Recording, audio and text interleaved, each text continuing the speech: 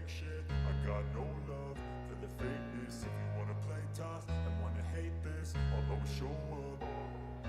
I don't ever slow up, no I don't take shit. I got no love for the fakeness. If you wanna play tough and wanna hate this, I'll always show up and make a statement. I don't ever slow up, no I don't take shit. I got no love for the fakeness. If you wanna play tough and wanna hate this,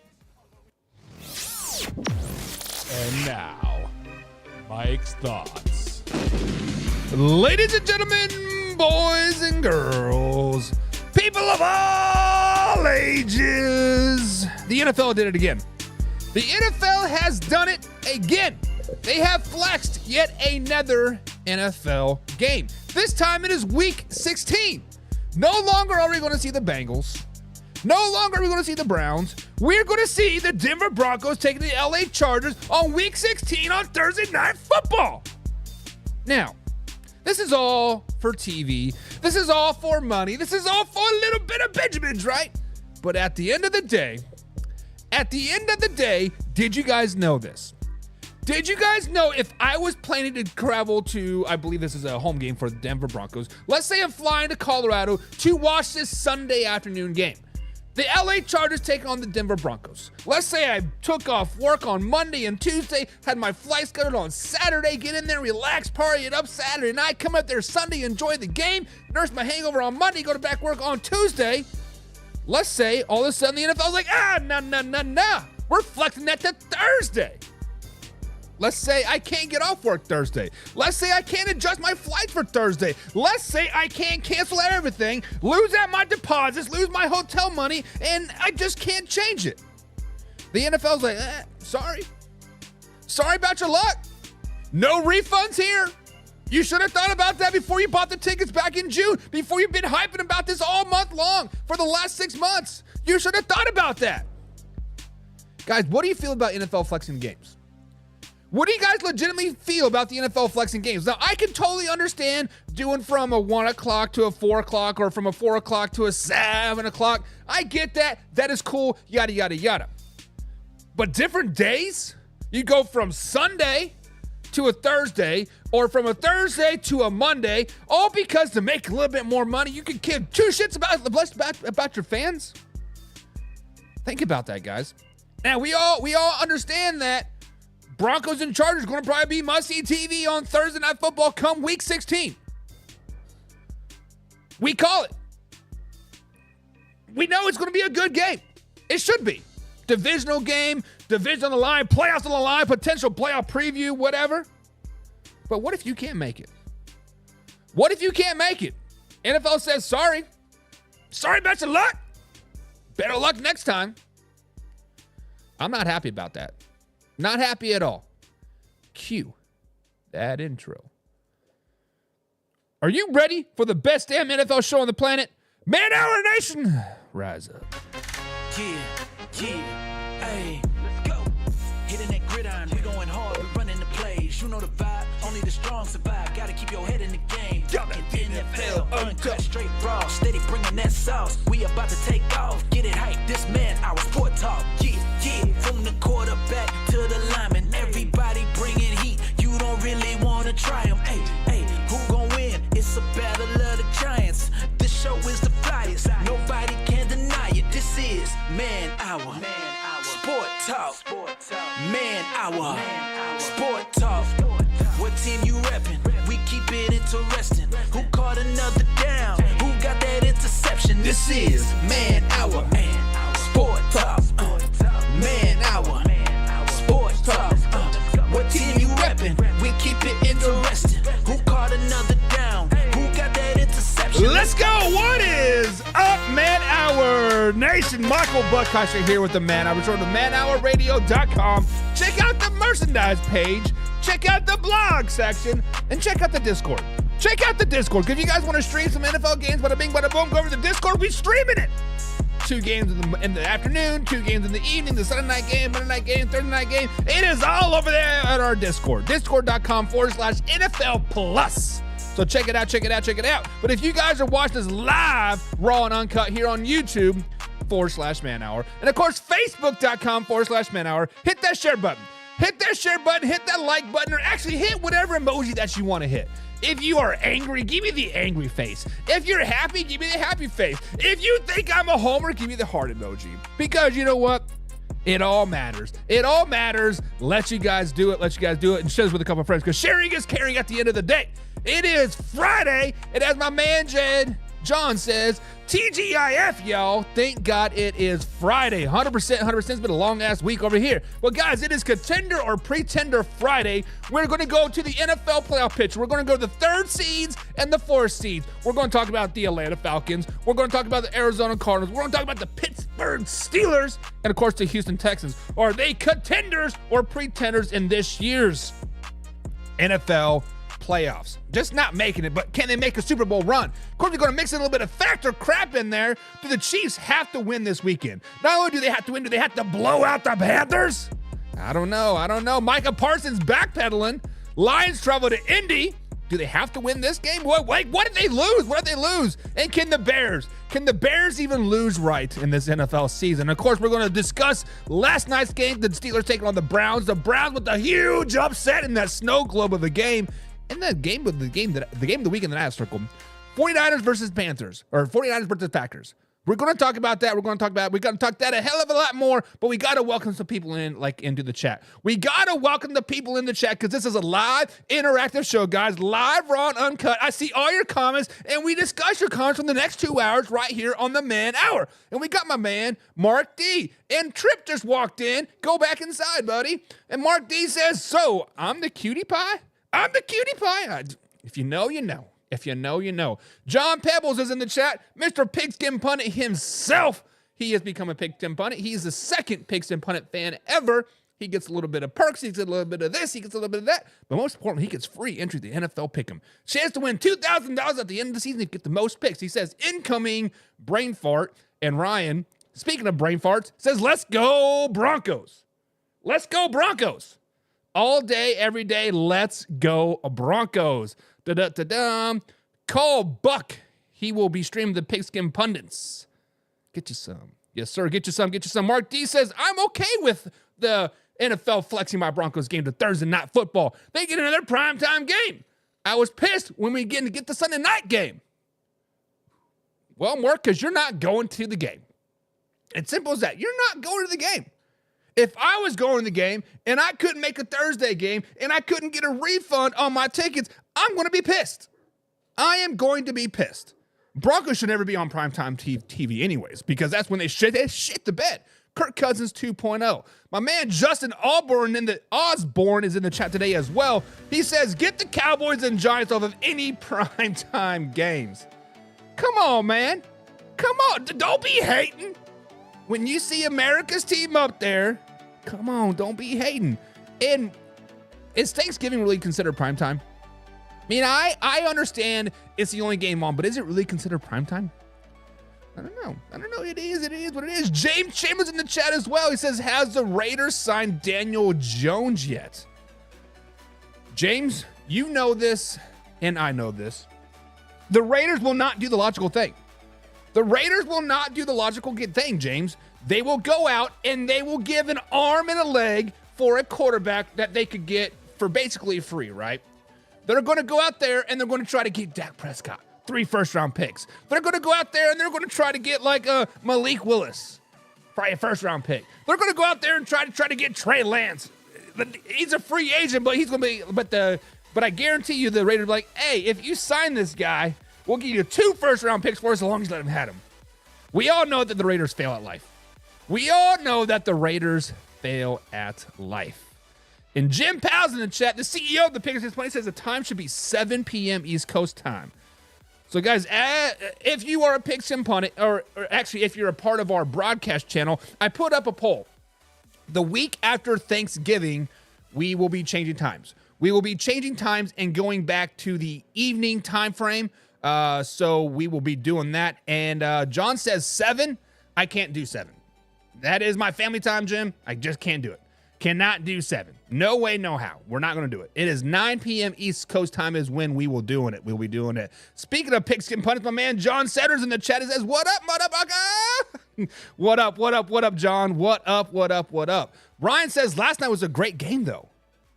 Last night was a great game when it started snowing. Let's just be honest. Last night was a great game when it started snowing. Once it started snowing, it got exciting. But before that, it was a snooze fest. Let's just be honest. It was a snooze fest. We'll be talking about it. And John says it's buffering. I don't know what to tell you there, John. Maybe you should not have Spectrum Internet and have like an Xfinity or something. I don't know. So if you guys are experiencing buffering issues, I'm sorry. Everything seems to be good on my end. But if you guys are buffering, try to exit and come back in, and we can discuss it. We can discuss it moving forward. But let's move on and start the show. Let's go ahead and start the show, guys. This is live, this is raw, this is uncut NFL talk. I do see all of the comments, so we do address them as we move forward. So if you want to talk your shit down below, because I will be there and I will see everything that you guys want to talk about. But we have to start off with last night's game. Because of the simple fact of the matter is that the Pittsburgh Steelers lost.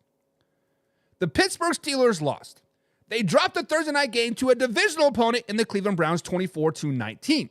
They did score 2 late touchdowns with about under 4 minutes left to go to take the lead 19-18, but they ended up giving it back.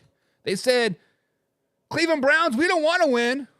Go ahead and let Nick Chubb and actually it was Jameis Winston, right? Dive into the end zone with this battery pack flying out of his helmet. Let him go ahead and win the game. Guys, I've been high on the Pittsburgh Steelers all season long. I think they're still a Super Bowl caliber team. But is this an alarming loss for versus the Cleveland Browns last night? Is this an alarming outcome for the Pittsburgh Steelers moving forward? And when we look at the Pittsburgh Steelers, right, look at their last 4 games. Ever since Russ has come in there, they've been on a winning streak, right? They have won 4 in a row, and Russ got his first loss last night. In the last 4 games alone, Russell Wilson has been sacked 15 times. 15 times Russell Wilson has been sacked. And you can call it happy feet, you can call it this, you can call it whatever you want. The fact of the matter is the offensive line is not doing very well. 15 sacks is pretty bad. Let's just be flat out honest. On the other hand, Mike Tomlin. Did you guys know he is 0-7 versus divisional opponents on Thursday Night Football? 0-7. This man has never had a losing NFL season. This man is consistently taking the Pittsburgh Steelers in playoff competition or in consideration year after year after year. The Pittsburgh Steelers are always top notch. But 0-7 on Thursday night game versus divisional opponents? How about this? 2-9 overall on Thursday Night Football. Now, when we talk about the Pittsburgh Steelers, guys, we talked about this, Wednesday? Because we didn't do a show yesterday. We talked about this Wednesday. Like I said, I asked the question, I proposed the question, what happens if the Pittsburgh Steelers lose to the Cleveland Browns? What happens? And I said, it is what it is, right?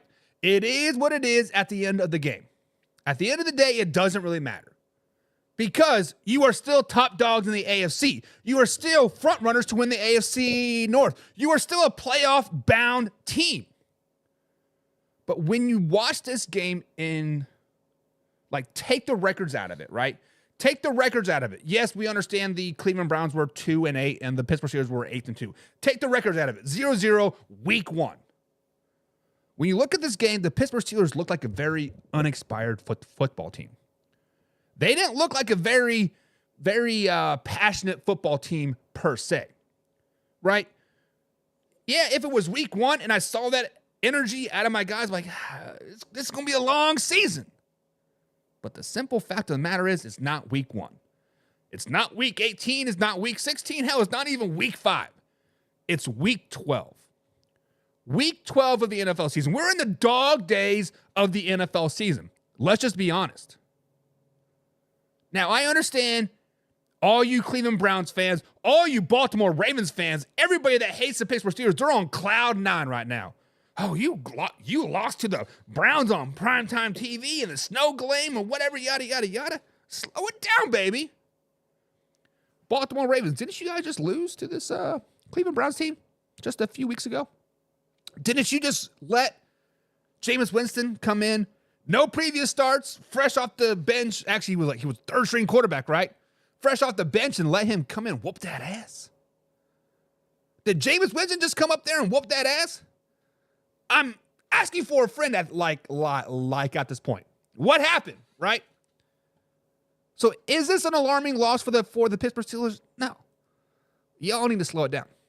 Y'all need to take a deep breath, let it out, and slow it down, baby. Because this game means jack moving forward. The Pittsburgh Steelers now have 10 days off. They have 10 days off to get healthy, to get fresh, to get rejuvenated, to warm your toes back up, and they're going to come out there and they're going to whoop that ass moving forward. Stop sleeping on the Pittsburgh Steelers. Stop trying to say, oh, this is a trend. They're going to lose the rest of the games for the rest of the season. Slow it down, baby. I don't care if they lose the rest of the games of the season. They're still making it to the playoffs. They're damn near locked to make the playoffs. They're damn near locked, 94%. Win one game, you're in, baby. That's all it takes. That's all it takes. So, guys, are you concerned about the Pittsburgh Steelers' loss? Are we concerned about them going into Cleveland, playing in a snow game, and losing to the Cleveland Browns? Not only losing, but they had the lead late in the fourth quarter, and their defense gave up a touchdown to Jameis Winston. Not even a touchdown, but a rushing touchdown. Let me know what you guys think in the comments below. Let me know. Guys, let's go ahead and jump over to the comments and see what the people are saying. Hit the saying. John says, hit the like button and share. Sharing is caring, but the Chiefs suck. Thanks, John. Appreciate that. John says, I like the new format. Well, thank you, man. It took a lot of work to get it. We're kind of tinkering a few things, but we definitely appreciate. Mark D says, the Russell Wilson looked terrible last night. Did he, though? 270 yards passing. I think he was 21 for 28 with one touchdown. That looks like a pretty good stat line to me. Didn't look too terrible. I mean, he got sacked like 6 times, 5 times, whatever it was. Yes, Russ had his moments of greatness and badness, I guess. I want to say worseness, but that's not a word. But badness, not being great. But he didn't look terrible last night.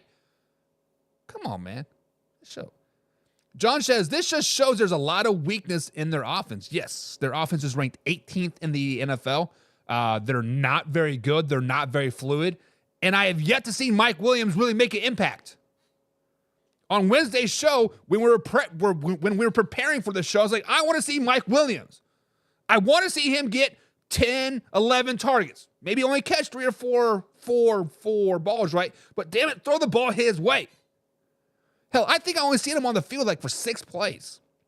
It's been Van Jefferson and George Pickens and what's the tight end's name? That big old 6'8" guy, Washington. That has been their offense. Why trade for Mike Williams if you're not even going to use him? Come on, baby. Use him. Use him. John says the team scanned and we will beat them. John is a Detroit Lions fan. So I'm assuming the Steelers and Lions Super Bowl is in John's future there. Mark says Russ runs into sacks. He's led the league for years. Well, he wouldn't have to run anywhere if the line would just protect.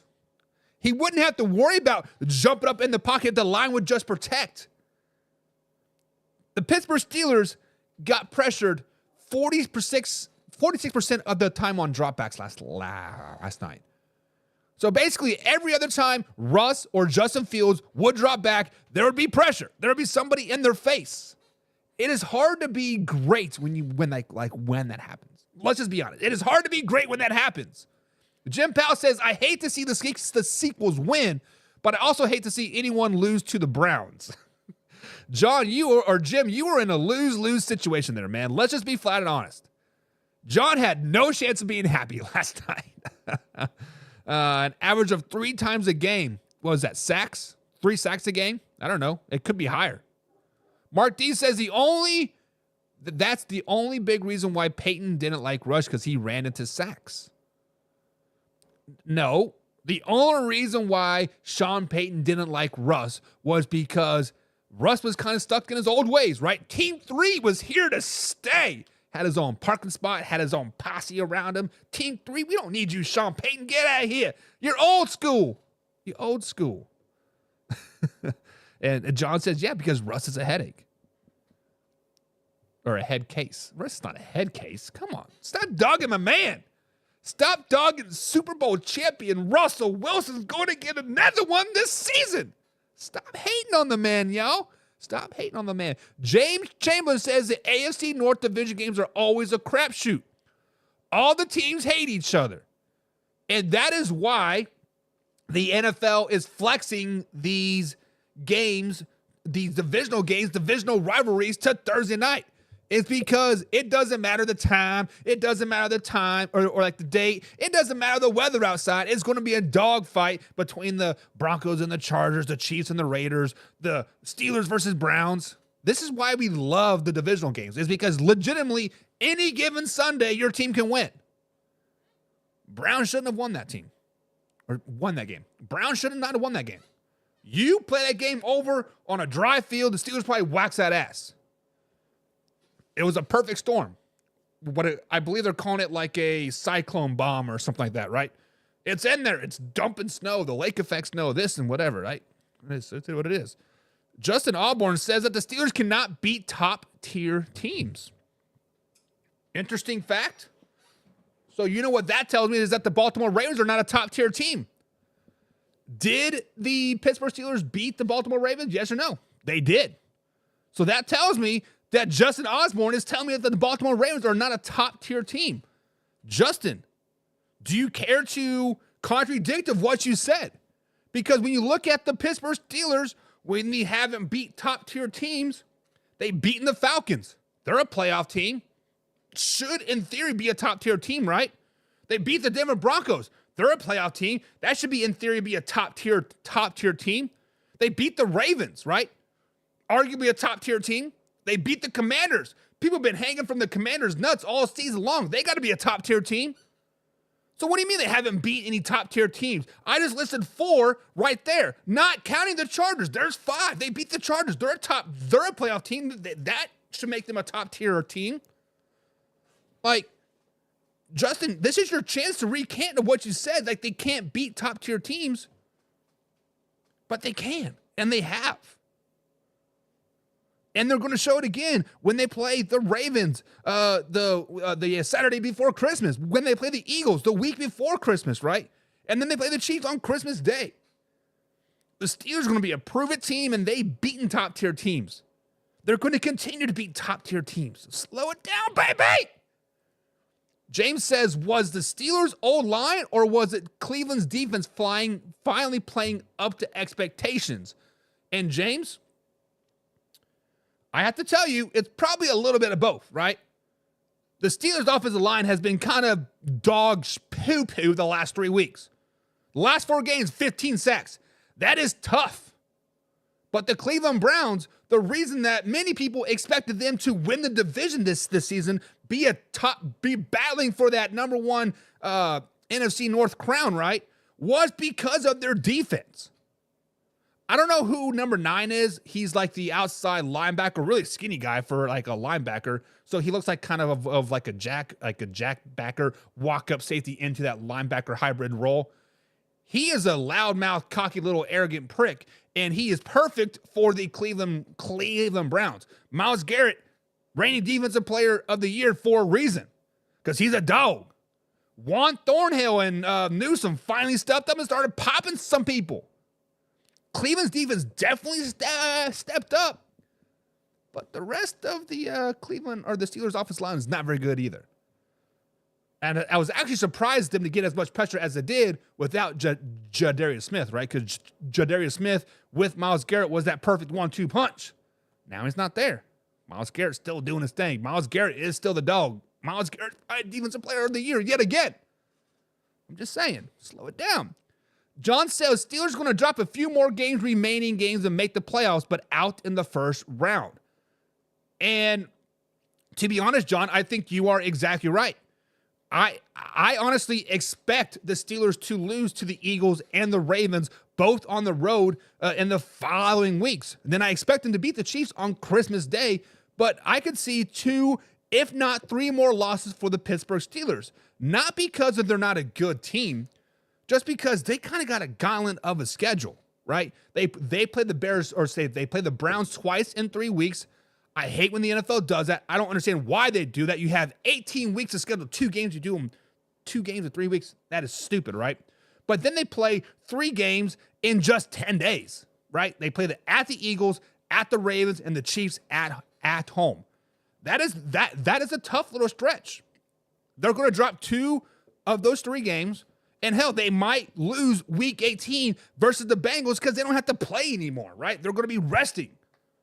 But yeah, I could see 2, if not 3 more losses for the Pittsburgh Steelers. I agree. A 6-loss season is not out of reach. Not out of reach at all. Justin Osborne comes in and tries to defend himself. He says that is the difference. Division games and Baltimore beat themselves, not Pittsburgh beating them. Look at the Steelers' playoff record lately. Look at this Ravens' playoff record lately. Lamar Jackson has 2 playoff wins. 2! All the time the Pittsburgh Steelers make the playoffs the last few seasons, they weren't even supposed to be there, right? Last year, did anybody expect the Pittsburgh Steelers to make the playoffs at all? How about this? Does anybody remember who the Pittsburgh Steelers played last year in the playoffs? They played the Buffalo Bills. Hell, Steelers fans don't be like, oh, yeah, we did make the playoffs last season. We got our asses kicked in the first round, but yeah, we did lose. We did lose. So Justin's trying to compare the Baltimore Ravens playoff record with the Pittsburgh Steelers playoff record. Since Lamar Jackson has been in the league, right? The Baltimore Ravens have 2 playoff wins, and the Steelers have maybe 1. I don't know, but they do not have more than 3, right? It is what it is. It is what it is, right? You want to talk about wins? The Detroit Lions, they have 2 playoff or 3 playoff wins forever, since like 57. It is what it is, right? It happens. Playoffs are a different animal. Jim says, is Bubby Brister still on the Steelers practice squad? I don't believe so. I don't believe so. Derek says, that game put me in a winter mood. It was a great game. Listen, I love snow games. I absolutely love it. Was it the Buffalo Bills taking on maybe the New York Jets a couple years ago when, first of all, they had to like shovel all the snow out of the stands, right? They were paying people like $20 an hour to do that. But then in the middle of the game, it legit looked like you're looking through a screen white and you're just like, what? I love it. I absolutely love it. I love it. John says, oh, Pittsburgh turns into the Grinch versus the Queens. Yes, the Steelers probably beat the Chiefs on Christmas Day. It is what it is. And Derek says, when they added the next game, everyone should get the day bye. Should even be close division games.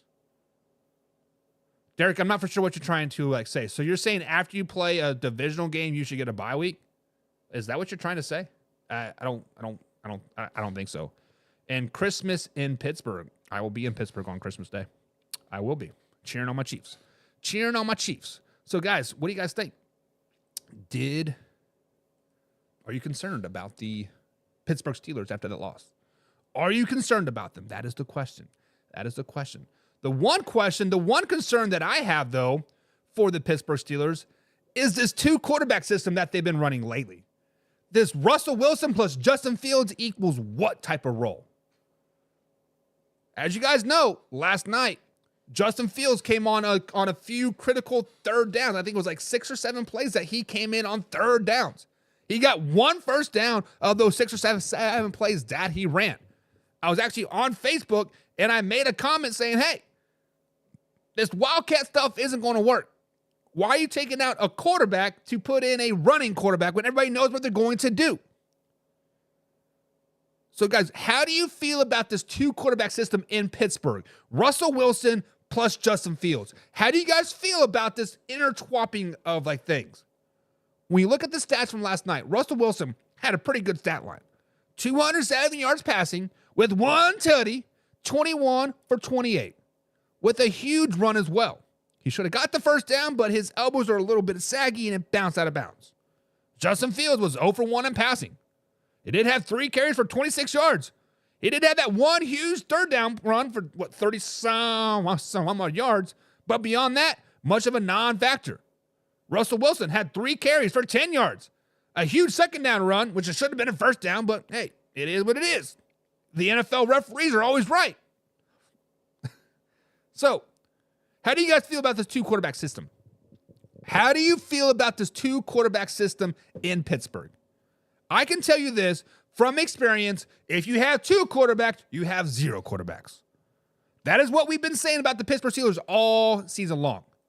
You cannot start Russ one game. You can't start Justin Fields one game. You can't intertwine them. It just doesn't work like that. You have to have one guy and stick to him. There's a reason why people dogged Anthony Richardson for tapping himself out, because the quarterback is not supposed to come out ever. Yes, linemen get tired and they sub out every now and then. Very, very rarely, but offensive linemen do come out. Receivers consistently seeing sub in and sub out. Running backs consistently seeing sub in and sub out. Defensive players sub in and sub out. Quarterbacks just don't do it.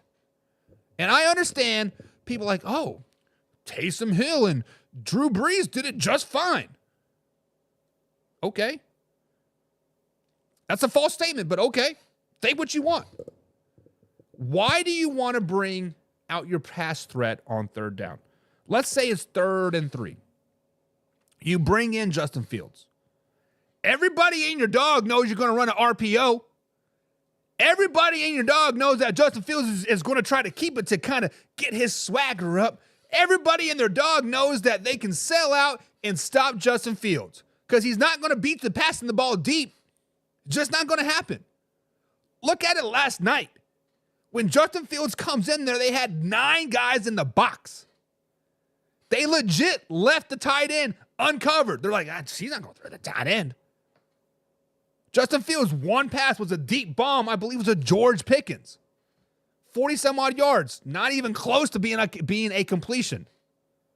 Yeah, the quarterback got burned. Yeah, everybody was in his face selling out to stop the run. But when you don't complete the pass, it is what it is. It is what it is. So, when we talk about this 2-quarterback system, I have to pause and I have to think about this logically, right? I have to say, yeah, if you have 2 quarterbacks, you have 0 quarterbacks, right? That's just the philosophy in high school, in college, and then in the NFL, especially in high school or in college. If you want to do that 2-quarterback system, you might as well start packing your house up now because you're not going to have a job for very much longer. But when we look at the Pittsburgh Steelers, we have to understand that Mike Tomlin is one of the best coaches in the NFL. Do you guys remember 6 weeks ago, when Mike Tomlin benched Justin Fields after going 4-2 on the season, benched him to bring in Russell Wilson? I sat here on the show saying that was dumb. Many other talking heads on many other shows said it was dumb. What is Mike T doing? He's lost the locker room now. What is going on? You guys were 4-2. You were playing good football. All of a sudden, you bring in Russ? Why? Four wins in a row later? Okay, Mike T, maybe you are onto something. So I feel like if we are questioning the 2-quarterback system, we are questioning Mike Tomlin yet again. We've all learned not to question Mike T. We learned it. Mike T sits back there in his aviators and says, I told you so, mother cluckers. So who are we to question the 2-quarterback system? I'm asking that question in general. Who are we to question it? But I'm questioning it. Why are you doing it? Russell Wilson can scramble just as well as Justin Fields can. Yes, Justin Fields is about 5 inches taller. Yes, he's a little bit more thicker. Yes, he's a little bit more agile, a little bit more athletic. But Russell Wilson can still give you the threat to throw the ball. So do you guys like this 2-quarterback system that the Pittsburgh Steelers are going? Do you guys like it? I do not. I do not like it one bit. I do not like it one bit. Derek says, no, good on the quarterback system. Nope. The Carolina quarterback should be like this situation. No. Bryce Young is not athletic. Well, he's athletic, but he's not very good. Ooh, that was a sneezer, boober. James Evans says, Taysom Hill is a freak, though. He was a freak for about 2 seasons. He was a freak for a couple seasons. But then people realized, like, you put 9 guys in the box, bada bing, bada boom, he done. So Taysom Hill was a dog for about 2 weeks versus teams that couldn't stop the run to save their lives anyways. But other than that, he was just a flash in the pan. There's a reason why he's a tight end now. I'm just saying. John says, notice Tomlin is just as confused. Tomlin is never confused. Mike Tomlin always understands what he's doing, John. Mike Tomlin is a dog for a reason. Mike Tomlin is that guy. Let's just be honest. He is that guy. Mike Tomlin's confused. Get out of here. What are you even talking about? Jeez. John says, it doesn't work only the time it worked with Steve Young and Joe Montana. Did they win a Super Bowl? I don't believe so. I don't know. James says, fact. Tomlin is a phenomenal coach. There's maybe 3 or 4 teams that wouldn't switch out their whole head coach for him at a drop of a hat. Name those teams. Probably the Detroit Lions because they love them some Dan Campbell. Obviously the Kansas City Chiefs and Andy Reid. Everybody else, see ya, coach. See ya, Mike McDaniels. See ya, Kyle Shanahan. See ya, Ben McAdoo. See ya. We don't want you no more. Nick Stefani, you out of here. You out of here. You out of here, they say. You out of here. So, guys, do you like the 2-quarterback system? Do you like the 2-quarterback system? It sucks. I don't like it. I don't like it one bit. Don't you come back here no more, they say. Because the NFC North is yet up for grabs. The NFC North is still up for grabs. By the Pittsburgh Steelers losing last night, it has now opened the door for the Baltimore Ravens to come slide in and potentially take division yet again. Now, when we look at the AFC North, it obviously is a 2-horse race. Cincinnati Bengals have 1% chance to win the division. The Cleveland Browns have like a 0.5% chance to win the division. Actually, it's probably damn near 0. It's 0. Let's just be honest. They can't win the division. The Pittsburgh Steelers have a 54% chance of winning the division, and the Baltimore Ravens have a 44% of winning the division. Both of them have above 95% chance of making the playoffs. So they're making the playoffs. We look at the schedules, looking at the Baltimore Ravens, they play the Chargers on Monday Night Football, the Harbaugh Bowl, and then they play the Eagles, and then they're at the Giants, and then they play the Pittsburgh Steelers at home. Could be a default championship game in that particular game, but then they're at the Texans on Christmas Day, and then they play the Cleveland Browns. The Pittsburgh Steelers, they're at Cincinnati. They play Cleveland yet again, and then at Philly, at Ravens, then Kansas City at home, and then Cincinnati at home. Both of them have a very good chance of winning a division. Both of them are sitting at the pretty favorable opportunity, right? The Pittsburgh Steelers sitting at 8-3, and the Baltimore Ravens sitting at 7-4. Realistically, the Ravens should be 8 wins after this win over the Chargers on Monday Night Football. So, when we look at the schedules moving forward, let's say you have to win more than your opponent, right? Let's say, in theory, let's play what ifs. Hypothetically speaking, the Baltimore Ravens go into LA and they beat the Chargers on Monday Night Football, both giving them 8 wins. At this particular time, the Pittsburgh Steelers still have a 0.5 game ahead of the Baltimore Ravens because of the head-to-head. So let's look at the following week. Ravens play the Philadelphia Eagles at home. The Steelers are at Cincinnati. Eagles are a pretty good team. Matter of fact, they're the best team in the NFL going into Week 12. However, Lamar Jackson is like 25-1 versus NFC teams. I think the Ravens beat the Eagles. I think the Steelers beat Cincinnati. Bengals are just done. right? Wash. The following week, they play at the Giants to the Baltimore Ravens. A sneakily good Giants team with a pretty good defense. What did I just say? Lamar Jackson's like 26 now. Now be like 28-1 versus NFC teams. Get that dub. Get that dub. Then the Steelers play the Browns. Ooh, are they mad? Ooh, are they mad from Thursday night? They're mad. They're at home, and they go to whack that ass. Another wash. Another wash, right? Next game.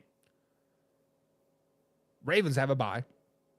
And then the Pittsburgh Steelers are at the Philadelphia Eagles the following week. Ooh, buddy.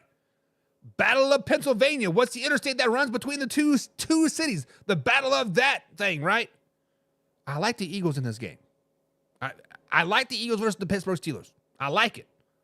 I like it. And just like that, the Ravens now are a 0.5 game ahead in the division. And then they have a head-to-head game, right? They have a head-to-head game December 15th. For all the marbles, they say. I think the Ravens beat the Steelers. Then the Steelers beat the Kansas City Chiefs on Christmas. Ravens beat the Texans on Christmas. And they both win week 18 games because it doesn't matter at that point because the Ravens have a 1.5 division lead. Guys, the Baltimore Ravens are going to win the AFC North. I don't know how much more clear that I need to put it. The Ravens are going to win the AFC North. I've been high on the Steelers. I thought they had a chance. I thought they were going to go for the gold, right? But last night, the door opened, and I believe the Baltimore Ravens are going to kick that door open. I think the Baltimore Ravens are going to beat the Steelers head-to-head December 15th. I think the Ravens will beat the Eagles, and the Steelers will lose to the Eagles, and that will ultimately make them lose the division. This is the Baltimore Ravens division to win. I understand the Steelers have a 10% better chance of winning it, but you know what? Analytics suck. Percentages are wrong. Numbers lie. Use your eye test. The Ravens are the real deal. The Ravens are going to win the North, but that makes them least dangerous in the playoffs. Least dangerous. Wild card in the AFC North is more dangerous than the champion. I'm just saying. But what do you guys think? What do you guys think? Who is going to win that division? The Pittsburgh Steelers or the Baltimore Ravens? That is the question. And John says the AFC North is up for grabs. Yes. And he says Baltimore wins the division. John, did we just become best friends? Did we, the Baltimore haters fan base, become the Baltimore Ravens lovers? Because all the Ravens are going to love us now because they're winning the division and we said so? I don't know. Mark Ripon and Doug Williams. I don't know what you're talking about there, John. Are you tagging some people? Definitely appreciate it. Like if you are. Pepe is in the chat. He said the Chiefs can win in their house or yours. It doesn't matter. And Andy Reid's playing chess. But Pepe says the Steelers got this. Pepe says, slow it down, baby. You understand the Pittsburgh Steelers do have that 55% chance to win it. You understand that the Pittsburgh Steelers have that 0.5. Actually, they're 1.5 games ahead of the Baltimore Ravens right now. The Baltimore Ravens may not beat the Chargers, says Pepe. He says, slow it down. Know your role, jabroni. So, with the pressure on Baltimore Ravens come Monday, not only are they playing in the Harbaugh Bowl, they're on the road on Monday. If they lose this game, they, in theory, probably lose the division as well. Boy, this Monday night game got a hell of a lot more interesting now for the Ravens and Chargers, guys. It got a hell of a lot more interesting. Okay. Week 12. I thought it was going to be a snooze week. It's like a week I can get caught up on my schoolwork and homework and work life and get a little bit of sleep. Maybe not so fast. I need to slow it down, baby. Huh. Speaking of Week 12, Week 12 doesn't have a lot of good matchups on paper. Week 12 doesn't have a lot of those marquee matchups that we want to see, those big names. But one of the games that we do see on the schedule are the San Francisco 49ers traveling to Green Bay to take on the Green Bay Packers. This Week 12 offers us another default playoff game for the San Francisco 49ers. Because when you look at the San Francisco 49ers right now, they have a 46% chance of making the playoffs if they beat the Packers. Now, if they lose, it drops down to 15%. 15% if they lose to the Green Bay Packers. The Green Bay Packers are currently sitting at 6th seed in the NFC playoff race. If they win, they pretty much lock up their shot of making the playoffs with a 90% chance. Only losing out and a lot of help, they can miss the playoffs like at that particular point. But if they lose, it drops them down to 54%. 54%. Still pretty favorable, but still, I don't feel so comfortable about this, Daddy. So 49ers versus Green Bay Packers on Sunday, week 12 of this NFL season. Who needs to win this game more?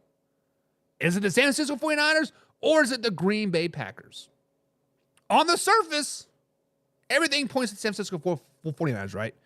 If you're looking at just the surface, just the numbers, it says San Francisco 49ers.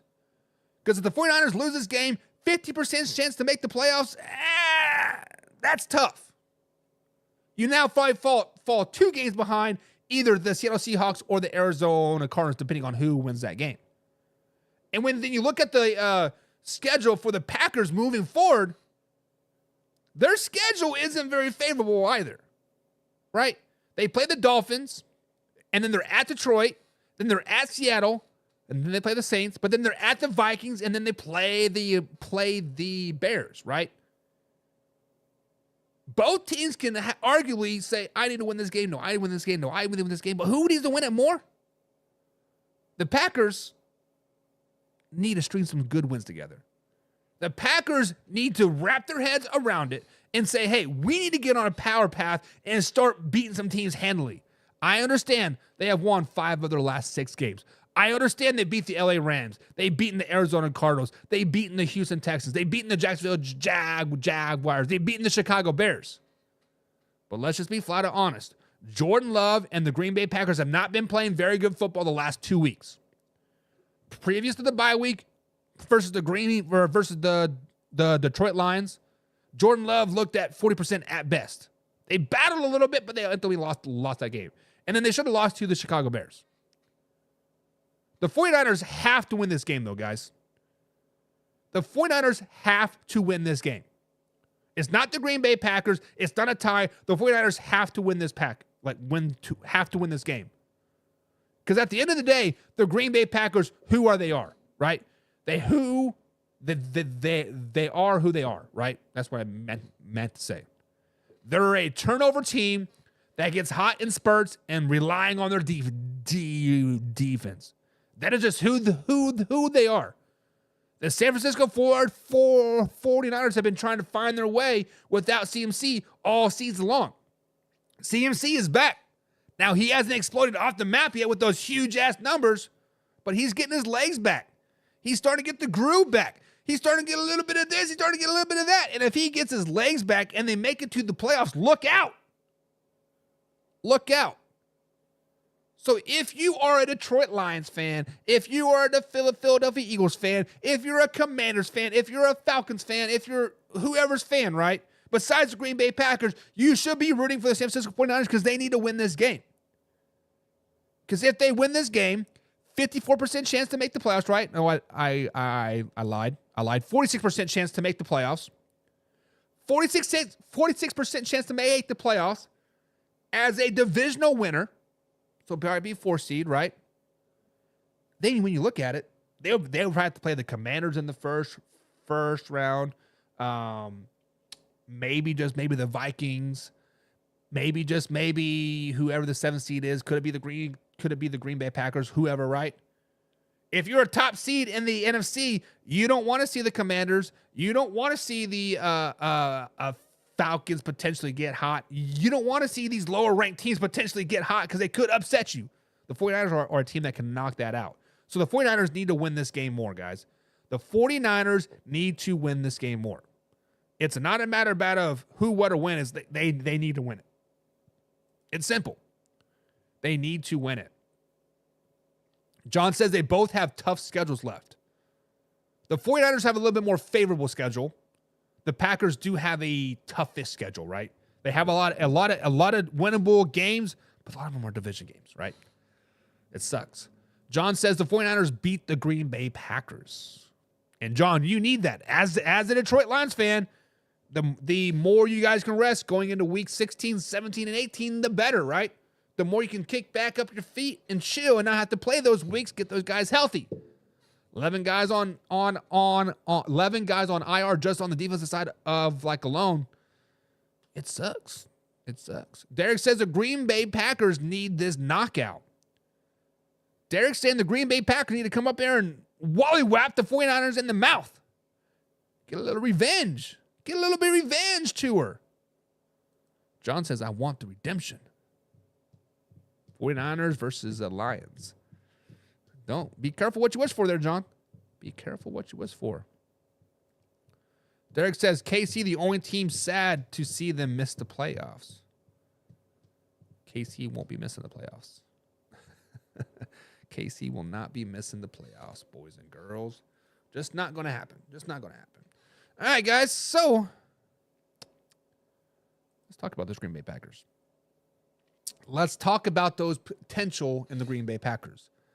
Can the Green Bay Packers legitimately be a playoff threat? Can the Green Bay Packers actually go into the playoffs in the NFC side of things and upset some teams? Can they upset the Atlanta Falcons at the 4th seed? Can they upset the Philadelphia Eagles? Can they upset the Detroit Lions? Can they make it to the Super Bowl?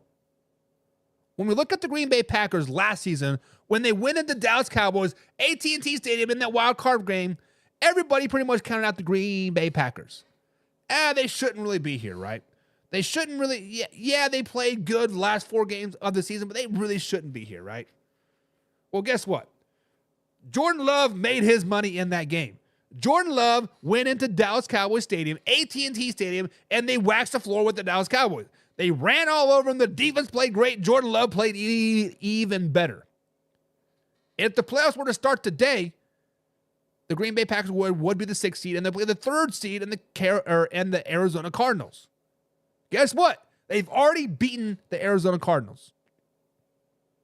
And when you look at other playoff teams, they already played the Minnesota Vikings. They should have beaten the Minnesota Vikings. They played the Eagles back in week 1 in Brazil. They lost that game, but they battled. They battled versus the Lions when their quarterback was at 50% at that.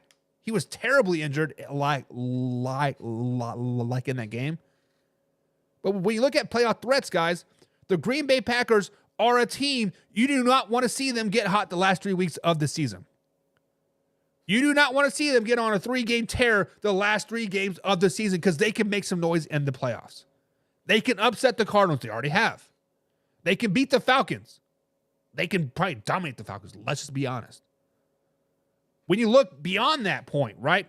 When you're looking at a potential 1 seed or a 2 seed that they might play. They've already played the Eagles.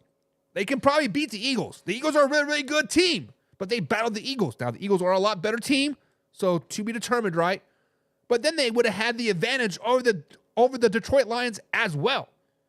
It is hard to beat a team 3 times in the season. Yes, I'm saying right now the Detroit Lions will beat the Green Bay Packers at home in, I think it's like week 15 or whatever it is, right? 2-0, season sweep of the Green Bay Packers. It's hard to beat a team 3 times. It is what it is. It is what it is. The Green Bay Packers, guys, are a team you do not want to see in the playoffs. The Green Bay Packers are a team that if they can get hot, if they win their last 3 games of the season over the Saints, at Vikings, at Bears, and they play not flawless, but if they play a complete game, if they play well, and they're getting hot, and the mojo is going, look out, baby! Look out, because it is coming.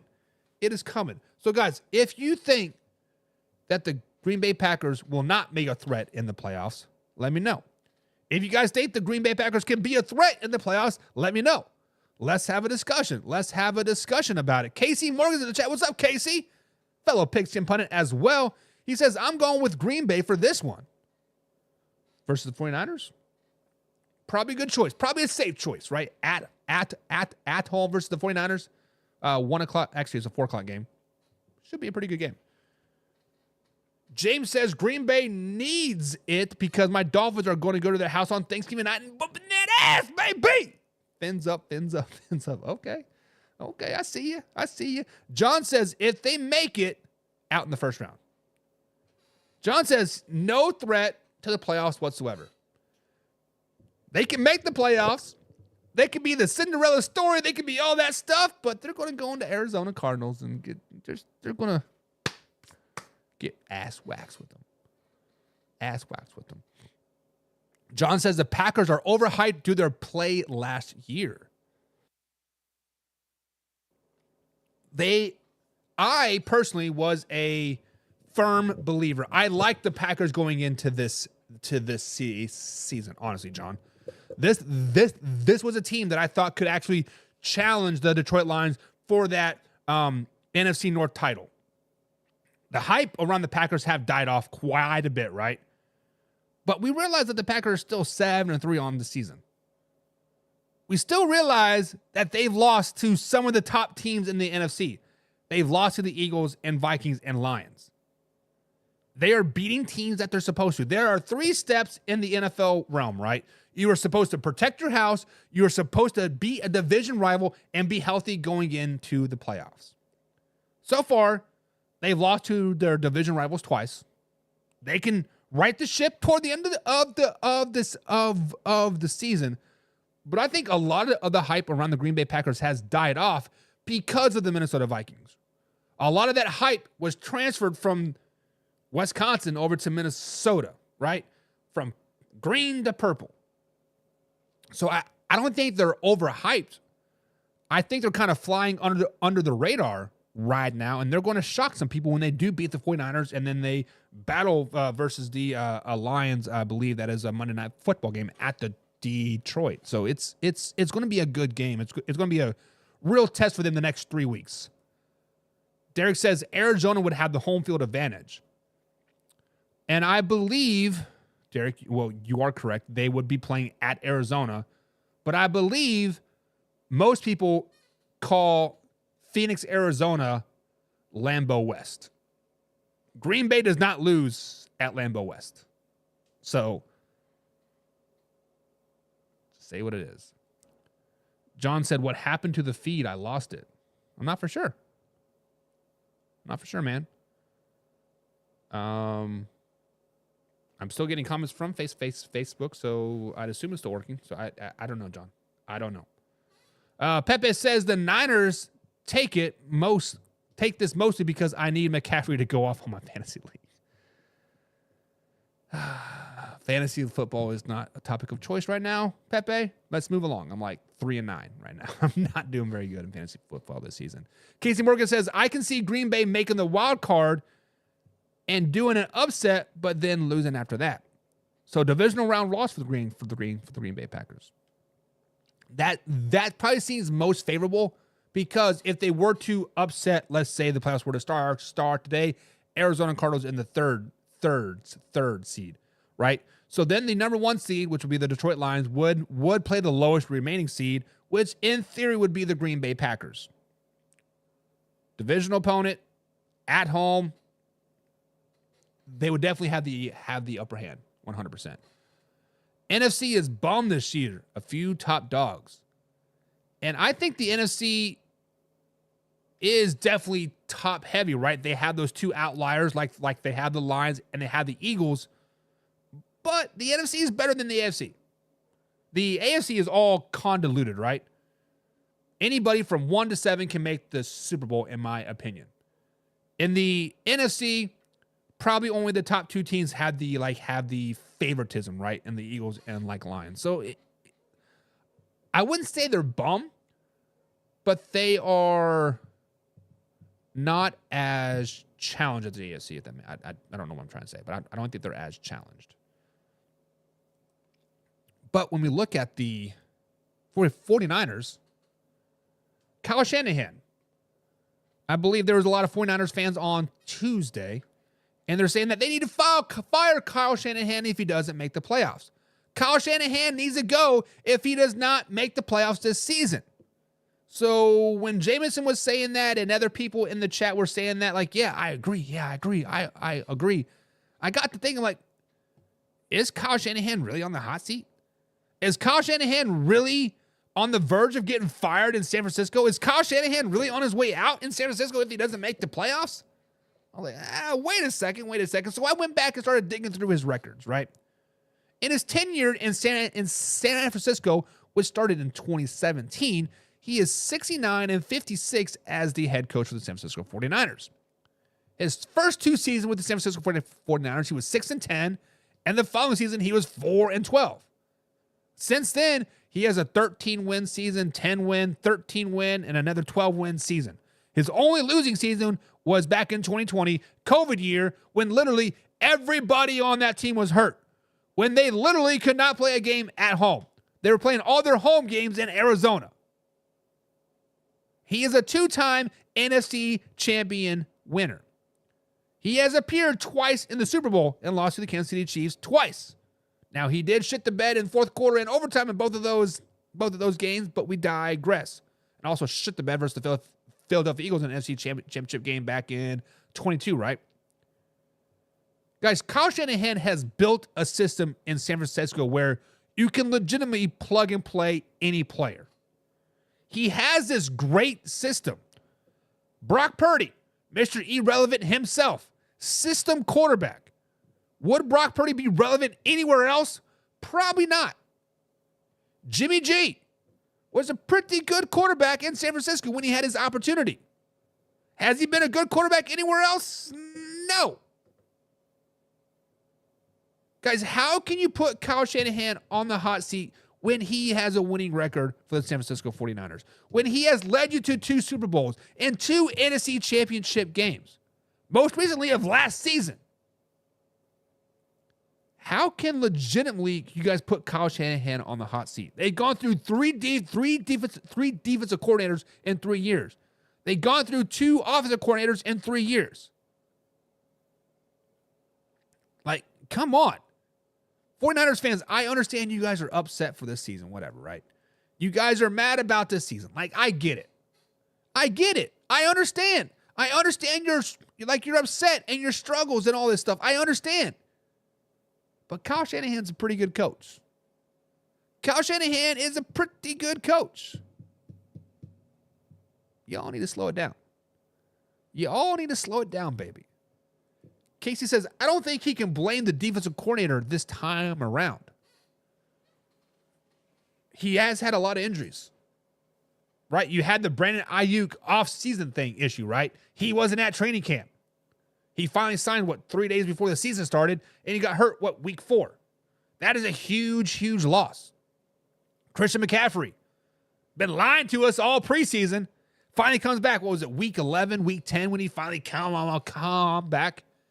Granted, Mason was Mason's been a dog over there, carrying that workload game after game. I believe at one point he was the leading rusher in the NFL, right, with the most carries.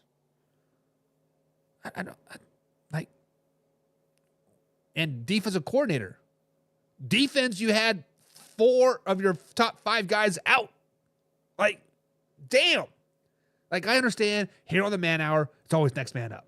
It's always next man up. Like, I get it. It's always next man up. But to fire Kyle Shanahan for 1 down year, and you're still 5-5. You're still in heat of a playoff race. You can still win the division. Get him out of here. Get him out of here. And Dirk says, swap McVay with Shanahan. That would be kind of silly. Why would Sean McVay lead the Rams? James Shaman says, getting rid of Kyle would kind of be dumb as F. John agrees. It would be dumb. 49ers fans live in this unrealistic realm, right? They think that they should just be God's greatest thing since sliced bread. They should walk in there and everybody should bow down to them and we're great. That's why we don't like it. Derek says there's a few extra teams that have been winning that have played an extra season, and it shows. So basically, Derek is saying that the 49ers have played a lot of games. They've been to the NFC Championship game 3 times in 7 years. That's damn near a full extra season worth of games versus other teams in that division. And injuries are starting to pile up. Tiredness is starting to add up. Same thing with the Chiefs, right? It starts to add up. it starts to add up, and you are exactly right, Derek. You are exactly right. But guys, it is that special time. It is time to get into hour number 2. We are in hour number 2 of Man Hour NFL Talk, live, raw, uncut NFL Talk every Monday through Friday at 1:30 East Coast time. Let me retract that. We're live 1:30 East Coast time on Monday and Tuesday next week. I'll be off Wednesday, be off Thursday, be off Friday. But then following the Monday, that following Monday, guys, we're at 9 p.m. 9 p.m. East Coast time, the last week of November starting moving forward, which that is, that's December 2nd. So December 2nd, in the month of December, guys, when we come back for December after Thanksgiving break, is 9 p.m. 9 p.m. East Coast time. Still live, still raw, still uncut, just at a different time. Got a promotion at work and got to fulfill those obligations, and I work 8 to 5 now instead of 4 to 1. So it is what it is. But it is Friday, and we're going to do a little bit of crap, and then we're going to do a little bit of crap. I've been scanning the old interwebs and seeing what the people are saying, see what the talking heads are saying, and we're going to talk about it. We're going to talk about it, and we're going to determine if it's a fact or if it indeed is a crapola. Crap on that. Crap on that. So, fact or crap today, guys, and the first thing we are going to talk about on this beautiful fact or crap day are the Kansas City Chiefs. Are the Kansas City Chiefs, right? The Kansas City Chiefs are coming fresh off the loss versus the Buffalo Bills last weekend, 30-21. Let's just be honest, they kind of got handled by the Buffalo Bills. Now, many other talking heads out there are saying that the Kansas City Chiefs need to go out. They're a 10.5-point favorite over the Carolina Panthers and need to go into Charlotte, North Carolina, and dominate the Carolina Panthers. Not only do they need to dominate, but need a bad baby. Right? So, guys, is it fact or is it crap that the Kansas City Chiefs need to blow out the Carolina Panthers? Do the Kansas City Chiefs need to go into Charlotte, North Carolina, and whoop that ass? Like I said, the Kansas City Chiefs are coming off the 30-21 loss to the Buffalo Bills in Week 11. They are, however, 9-1 on the season, but they have yet to play a complete game in my eyes. When you look at their 9 wins, they've had some spurts of greatness, but they've had some spurts of I forgot how to play football. They have yet to play a full, complete 60-minute games. There's only been twice so far this season that they've beaten a team by double digits. That was the San Francisco 49ers and the New Orleans Saints. So, guys, is it fact or is it crap that the Kansas City Chiefs have to go out there in Week 12 at 1 p.m. East Coast time and whoop the living crap out of the Carolina Panthers? It is 100% crap. It is 100% crap. As the famous pigskin pundit madam herself, Laura, says, a win is a win is a win. It doesn't matter if you win by 1 point or you win by 50 points like the Detroit Lions are doing. A win is a win is a win. Now, I understand you Detroit Lion fans are saying, oh, we're setting all these records. We're going to Super Bowl, we're doing this. But guess what? You still don't have the best record in the NFL because a win is a win is a win. It doesn't matter if you win by 1 point or 50 points. A win is a win. And what is the hardest thing to do in the NFL? It's to win on the road. It's simple as that. It's the hardest thing to do in the NFL is to win on the road. Simple. Because you got to travel. You got to sleep in a hotel bed. You got to do this. You don't get your wife's loving before the game. It sucks to be on the road. It sucks. And don't be sleeping on the Carolina Panthers. They're on a 2-game winning streak. Bryce Young has never won back-to-backs in his NFL career. He's been benched, he comes back, and he's playing decent football. The Carolina Panthers are not a terrible team. They're not great. They're pretty bad, but they're not terrible. They can keep it close. 10.5-point favorites is a slap in the face. Let's just be honest. But there's 3 things that you do in this NFL world, right, guys? You protect your house, you defeat your rivals, and you stay healthy for the postseason.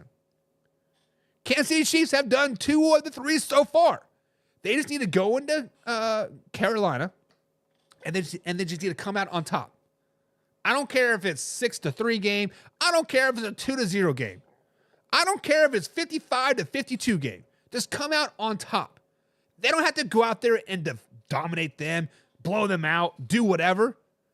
You don't get style points for like winning, right? I believe Leak Love said that there's no style points in the NFL. There's not. There's records and getting it into the playoffs. A win is a win is a win. So guys, fact or crap, do the Kansas City Chiefs have to blow out the Carolina Panthers on Sunday? Let me know. Let me know what you guys think. James Chamberlain says, well, crap. I'll be in bed at 9 p.m. and won't be able to watch. Well, James, I got you covered, man. Because we got the clips every 3 hours at midnight, 3 p.m., 6 p.m., 9 a.m., noon, 3 p.m. Every 3 hours, I am uploading clips from the show, James. So it's just the fact or crap or just this, whatever. So, and of course, you can listen to us on podcast form as well. But life throws a curveball sometimes, James. And I'm definitely going to miss you. So we'll definitely keep you in our thoughts, man. But Lick Love says crap. Crap. Kansas City Chiefs don't need to blow them out. They said there's no style points in the NFL. There's no style points. Just win, baby.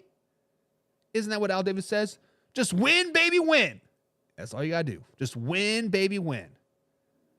And Derek says, do not sleep on Carolina. Exactly. Do not overlook Carolina.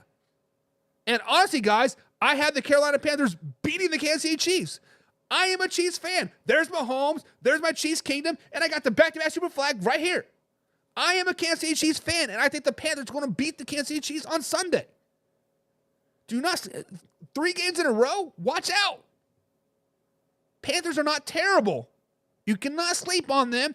If you are a betting man, 10.5 point spread right now on Friday afternoon at 2:30 East Coast time, you better be taking the Carolina Panthers and like in those points. The Kansas City Chiefs are not blowing them out.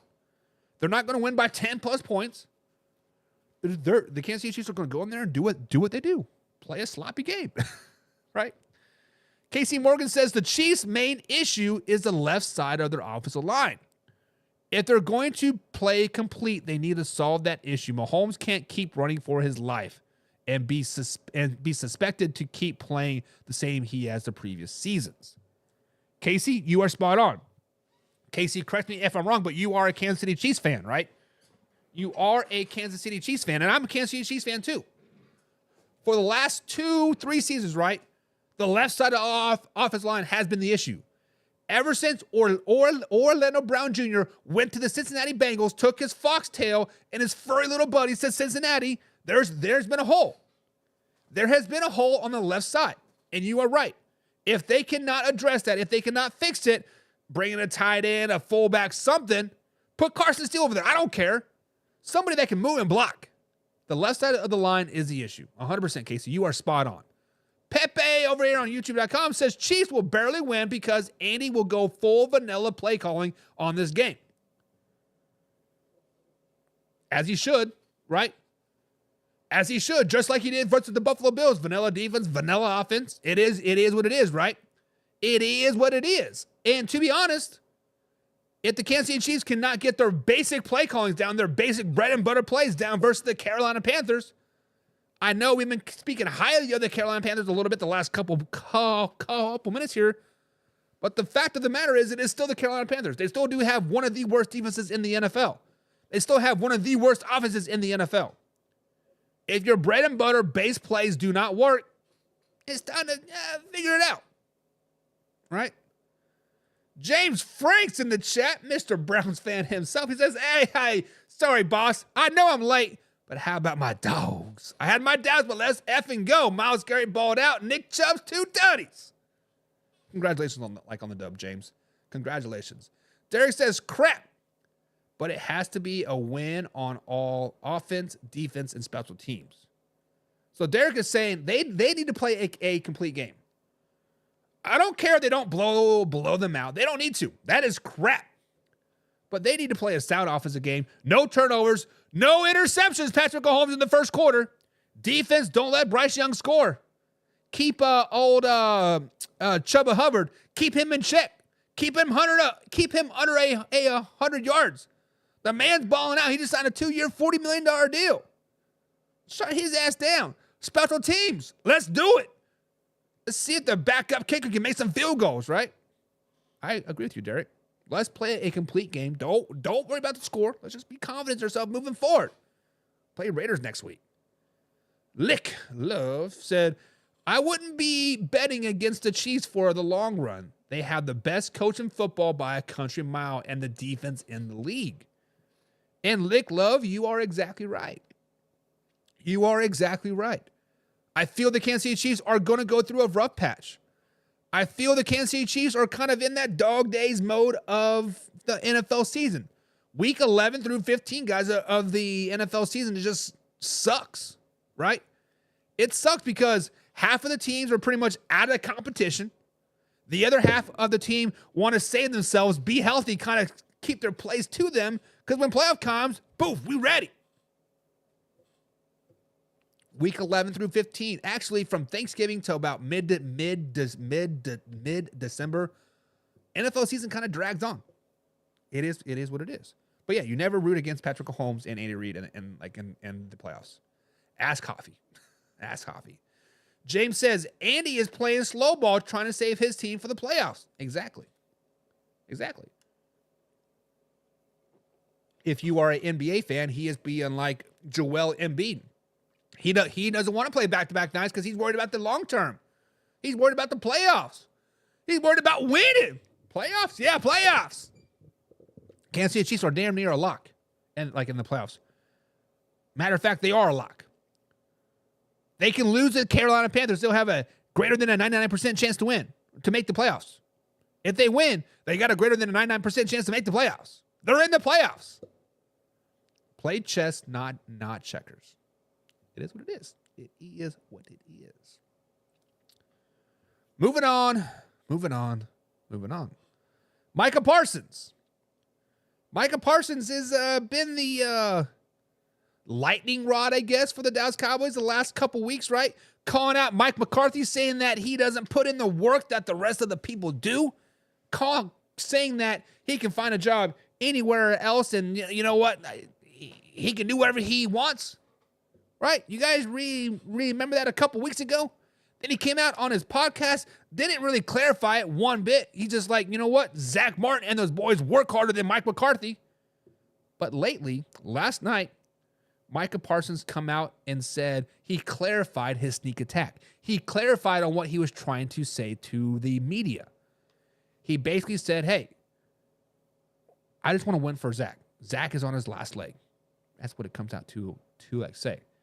So 2 to 3 weeks after the fact, guys, is it fact or is it crap that Micah Parsons was told to backpedal? Was it fact or crap that people were in Micah Parsons' ear saying, hey, you should probably do this. You should probably do this. When you look at Micah Parsons, guys, I have been a big advocate of trading him away. I have been a big advocate of saying that he is simply just a pass rusher. He is not a great edge rusher. He is not a great run stopper. He can rush the pass very, very, very well. But if you're asking to do anything else, he's average at best. The trade bait is out there for Micah Parsons. And I bet you people in his ear, Jerry Jones has been in his ear, and other people have been in his ear and saying, hey, I want to bring in Coach Prime. I want to bring in Shadir Sanders, and I want to bring in Coach Prime. You are not going to outshine Coach Prime. You are not going to outshine me. And lately, you've been outshining me with your podcast and with these comments about Mike McCarthy. They might be true. They might be right. But you better say you're sorry. If you want to stay on the Dallas Cowboys, you better say you're sorry. And that's exactly what Micah Parsons did. Guys, this is a 100% fact. This is a 100% act. This is a PR. This is a PC, a politically correct statement by Micah Parsons. Micah Parsons knows that I like being in Dallas and I want to get paid. I want to get those dollar bills, y'all. And I know Jerry's going to give me those dollar bills, y'all. And if he's telling me to do this, by golly, I better do it. By golly, I better come out and say, that's not what I meant. Because if he comes out and says that about Coach Prime, if Coach Deion Sanders comes into Dallas Cowboys Stadium next season, Arlington, Texas, and he says that about Coach Prime, see ya. Like, come on, man. Like, see ya. You are not getting paid. You're not getting dollars. We're going to send you off to freaking Cleveland to rot. Now, Michael's Garrett and Michael Parsons would be a pretty good mix, but it's the hindsight, right? That's where players go to rot, is Cleveland. Let's just be honest. Until they get over that hump, that's where players go to rot. Or we might even send you to the Jets. Even worse. This is 100% facts, guys. This is 100% facts. Micah Parsons was told to shut his mouth. Micah Parsons was told to say that you're sorry. Micah Parsons was told to backpedal because trade is imminent. Trade is imminent. Watch your P's and Q's, or we're going to send you to Cleveland. We've seen what they give for Deshaun Watson, like 7 picks. We need those picks. We need those picks. Right? Better watch yourself. So, guys, factor crap was Micah Parsons told to backpedal. Factor crap was Micah Parsons told to shut his mouth, boy. What do you guys think? What do you guys think? What do you guys think? Think. James says he said the same thing in Philly, and they went off the 4 straight national championship games. We're talking about like Andy Reid.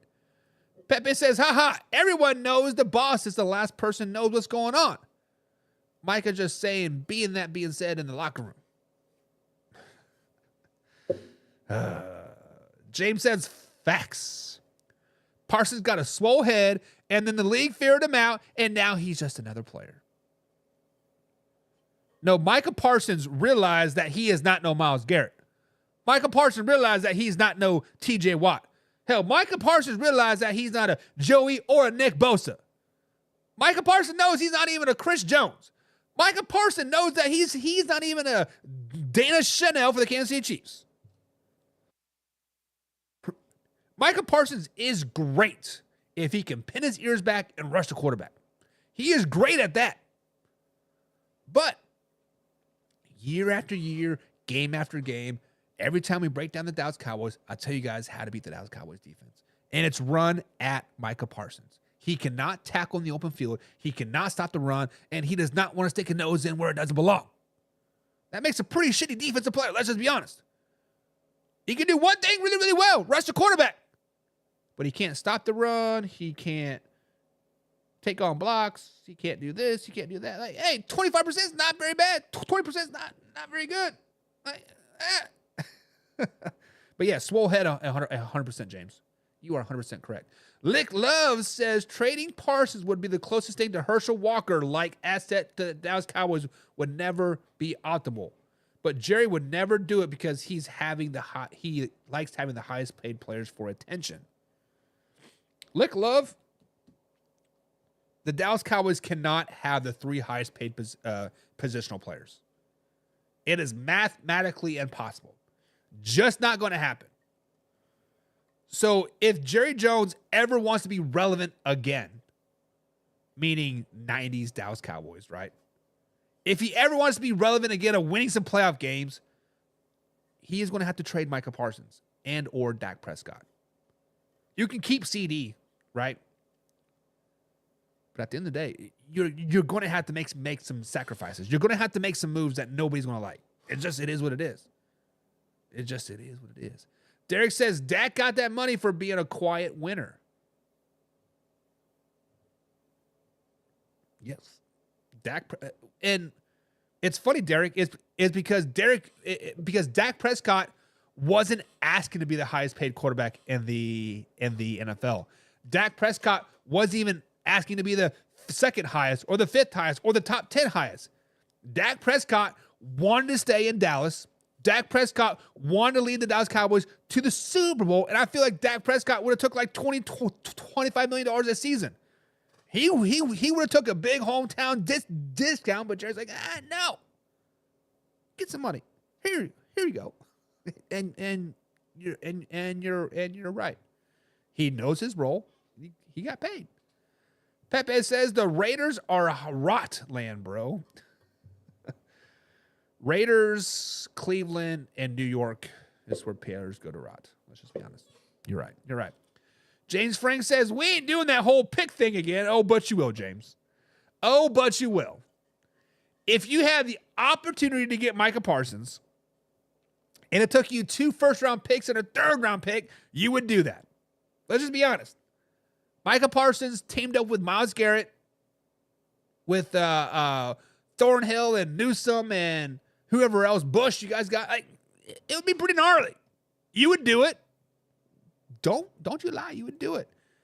Casey Morgan, Mr. Pigskin Pundit himself, says suspecting the Dallas Cowboys to do something to their benefit is almost like getting lucky enough that Jerry hires a GM and lets them handle it.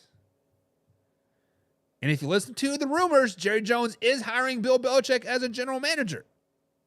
So it could happen. It could happen. Probably not. Derek says facts. Sure. It was probably his agent, though. Yeah. If you want to get paid, if you want to go to a different team, if you want to go to a winner and you're deemed a cancer, you're probably not going to get very, very much money. Let's just be honest. But I think it is facts. I think it is facts that somebody told him to shut his mouth, boy. Moving on. The Detroit Lions. We talked a little bit about the Detroit Lions' injury issues on the defensive side of the ball yesterday, or Wednesday, I should say. They currently have 11 players on IR that play defense. And the Detroit Lions do travel to Indianapolis Colts this weekend to play in the battle of the interstates there, right? They're down 11 players on defense, which they are on IR, so there's no chance that they're going to play. And I understand the next man up has been the motto of the Man Hour Show all season long. But let me ask this question, guys. If the Detroit Lions go into Indy and lay an egg versus the Colts, fact or crap, is this a bad sign, a bad omen for the Detroit Lions moving forward? When you look at the last 5 meetings between the Detroit Lions versus the Indianapolis Colts, the Colts have kind of had their way with the Detroit Lions, right? They are 1-4 in the last 5.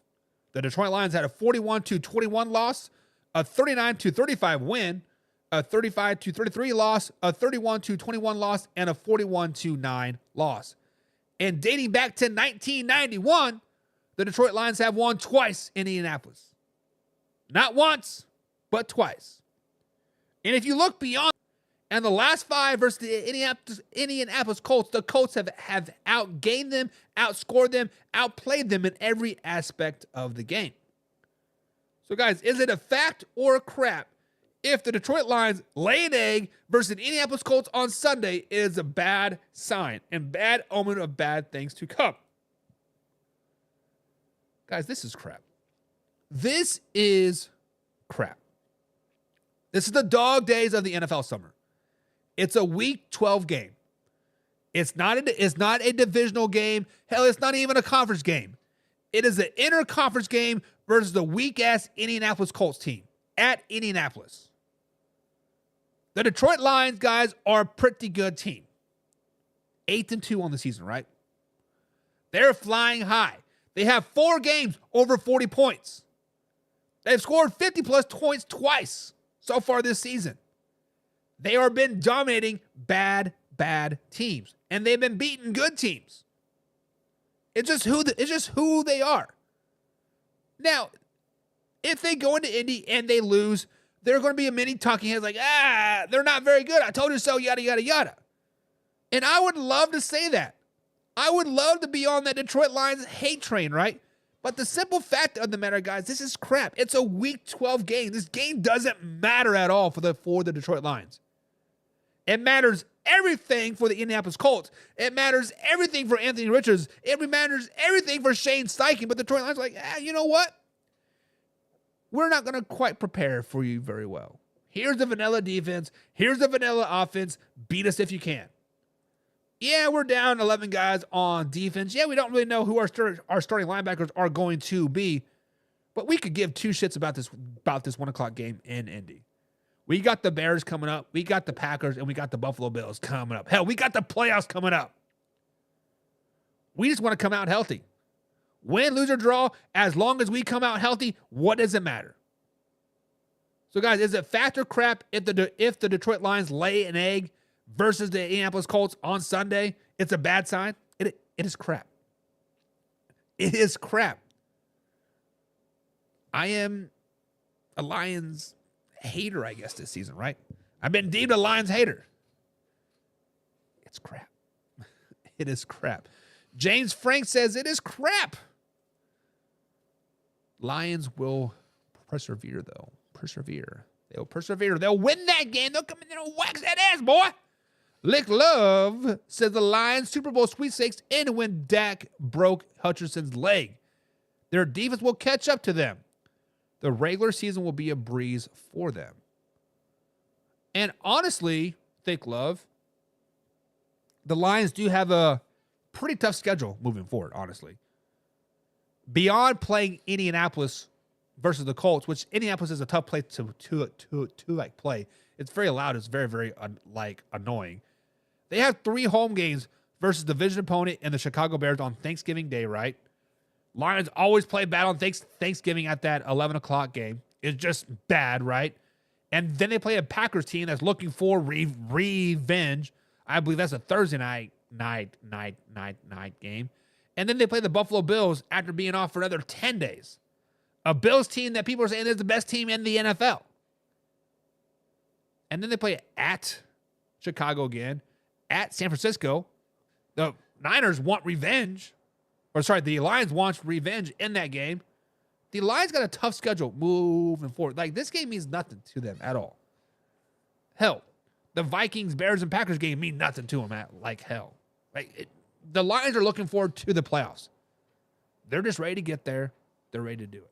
Casey Morgan says, crap. It doesn't mean nothing that they lose this game. It's crap. It is what it is. It is what it is. And there says crap. I think every team is looking for cracks on the Lions. Every team, every talking head, every media person is looking for the Detroit Lions to fail, right? If I was out there for just to get clicks and views and all this other stuff, I'll be like, oh, this game matters most. And like, when the Detroit Lions lose this game, I'll be dogging them, right? Yada, yada, yada. But the simple fact of the matter is I'm a realist, and I see it. This game means nothing. It's week 12. It's an inter-conference game. It's not a division game. It's not a conference game. It means literally nothing to them. Even if the Detroit Lions lose this game, they will still be first place in the NFC playoff race. Like, it is what it is. It is complete crap, right? It is complete crap. Speaking of complete crap, the Chicago Bears. Yes, that crap organization makes our airways yet again. But the Minnesota Vikings, guys, travel to Chicago this weekend to take on the Bears. This Bears season is all but forgotten, right? They pretty much have no chance to make the playoffs, less than 2% chance. They have no chance to win the division, 1% chance. They have no chance to really even have a winning record at this particular time, 5% chance. The Vikings are sitting at 5th seed in the NFC playoff picture with a 95% chance to make the playoffs. All indications say that the Bears should tank the rest of the season, get that first overall pick or get a top pick, and the Minnesota Vikings should walk all over them. But we've seen the Bears are kind of out there playing for a little something, right? They want a little swagger on in them into the offseason. So we got to ask this question, guys. Fact or crap? If the Chicago Bears win this weekend, week 12, versus the Minnesota Vikings, they do not understand how to build an NFL team. Let's just be honest, guys. The Bears right now are building for the future. Let's just be honest. Winning is horrible for the Chicago Bears right now. Let's be honest. They will not have the same coaching staff at all next season. Let's be honest. General manager probably going to be fired as well. Let's be honest. Caleb Williams needs to just sit the bench. Let's just be honest. The facts are the Chicago Bears are done this season. The facts are, even with a 2% chance and a 4-6 record in the season, the Bears' season is all but forgotten. Let's just be honest. Guys, if the Chicago Bears think about being the Minnesota Vikings, if the Chicago Bears keep this game close versus the Minnesota Vikings, if the Chicago Bears play their starters in the fourth quarter versus the Minnesota Vikings, they do not understand how to build a team. This is 100% facts. This is 100% facts. The Chicago Bears need another good draft. The Chicago Bears are just a terrible franchise. They're terrible. They should not even keep this game close. Not even give the Minnesota Vikings a moment of doubt that they're going to lose this game. They need to come out there and just throw 3 pick sixes right off the bat. Boom, boom, boom. Get Caleb Williams on the bench. Save him for the rest of the season so he's healthy going into training camp next season. Guys, the Bears season's done. Why even compete? Why? Facts or crap, guys. If the Bears win this game, they do not know how to build a team in the worst organization in the NFL. Casey says the Bears season was over after game 5 when Williams showed head not the happy guy. What? Lick Love says if the Bears tighten that old lineup next season, they'll be a winning team in 2025. Thick Love, let's go back to 2024 or 2023. Hey, if the Chicago Bears can get a better offensive line, they'll be all right. 2022. Hey, if the Chicago Bears get a better offensive line, they'll be all right. 2021. If the Chicago Bears get a better offensive line, they'll be all right. 2020. If the Bears get a better offensive line, they'll be all right. Story, rinse, repeat for the Chicago Bears. O-line is the issue, right? 100%. Derek says the Raiders play a lot different teams than the Bears. I missed the years I could count on them to help a run. Yeah, about that. About that, Derek. Not going to happen no more. Not going to happen, man. Not going to happen. But, guys, it is fresh in hour number 2 here. What we got about 15, 20 minutes left here. This 2-hour show. And it is Friday. And over here on Fridays, the Man Hour NFL Talk, live, raw, and uncut. Starting December 2nd, 9 p.m. East Coast time. We do a thing called Contender or Pretender Friday. So we scour the teams that are potentially in the playoff race, that are in the playoffs, and we're going to determine if they're contenders or pretenders. Today, we're looking at the 3rd and 4th seeds in the NFC and AFC playoff pictures. We're going to determine if they're contenders or pretenders. And to be a contender, you have to be able to make it to your conference championship game. You have to win your wild card, you have to win the divisional round, and you have to be a contender in your conference championship game. So there are 4 teams that we're going to talk about, and we're going to start off with the Arizona Cardinals. We are going to start off with the Arizona Cardinals. The Arizona Cardinals, guys, right now are sitting at third in the NFC playoff race. The Arizona Cardinals, if they win this weekend, they have a 77% chance of making the playoffs. They have played 5 playoff teams as of today. If the playoffs were to start today, they played 5 of these teams. They played the Buffalo Bills, which they lost to 34-28. They played the Detroit Lions, which they lost to 20-13. They played the Washington Commanders, which they lost to 42-14. They played the Green Bay Packers, which they lost to 34-13. They played the LA Chargers, which they finally beat a playoff team 17-15. So they are 1-4 versus the playoff team so far this season. But as of right now, they're on a 4-game winning streak with wins over the Chargers, at Miami, over the Chicago Bears, and the New York Jets. The next 3 weeks, they do play the Seattle Seahawks twice, and they do play at Minnesota Vikings. Tough little next 3 games that they have on the roster. Kyler Murray, so far this season, 2,058 yards passing. James Conner, just under 700 yards rushing. Trey McBride is leading the receiving corps with 552 yards this season. They have the 12th ranked offense and the 21st ranked defense going into week 12. So, guys, are the Arizona Cardinals contenders or pretenders in this NFL playoffs? Can they make it to the NFC Championship game? No. No, they cannot. Not because they're 1-4 versus playoff teams so far this season, with losses to the Bills, Lions, Commanders, and Packers. Not because they have the 12th ranked offense in the NFL. Not because Kyler Murray is playing at an MVP level with just 2,058 yards passing. It's because of their defense. They have the 21st ranked defense, and I just don't have any faith that they're even going to make the playoffs. Right? If you want a team to be confident into going into the playoffs, you want a team that's kind of like gotten that swagger a little bit, right? Yes, they're 6-4. they do have a 77% chance to make the playoffs if they beat the Seahawks. But what if they lose to the Seahawks? What if this week they play the Seattle Seahawks at Seattle and they lose? They drop down to 40% chance to make the playoffs.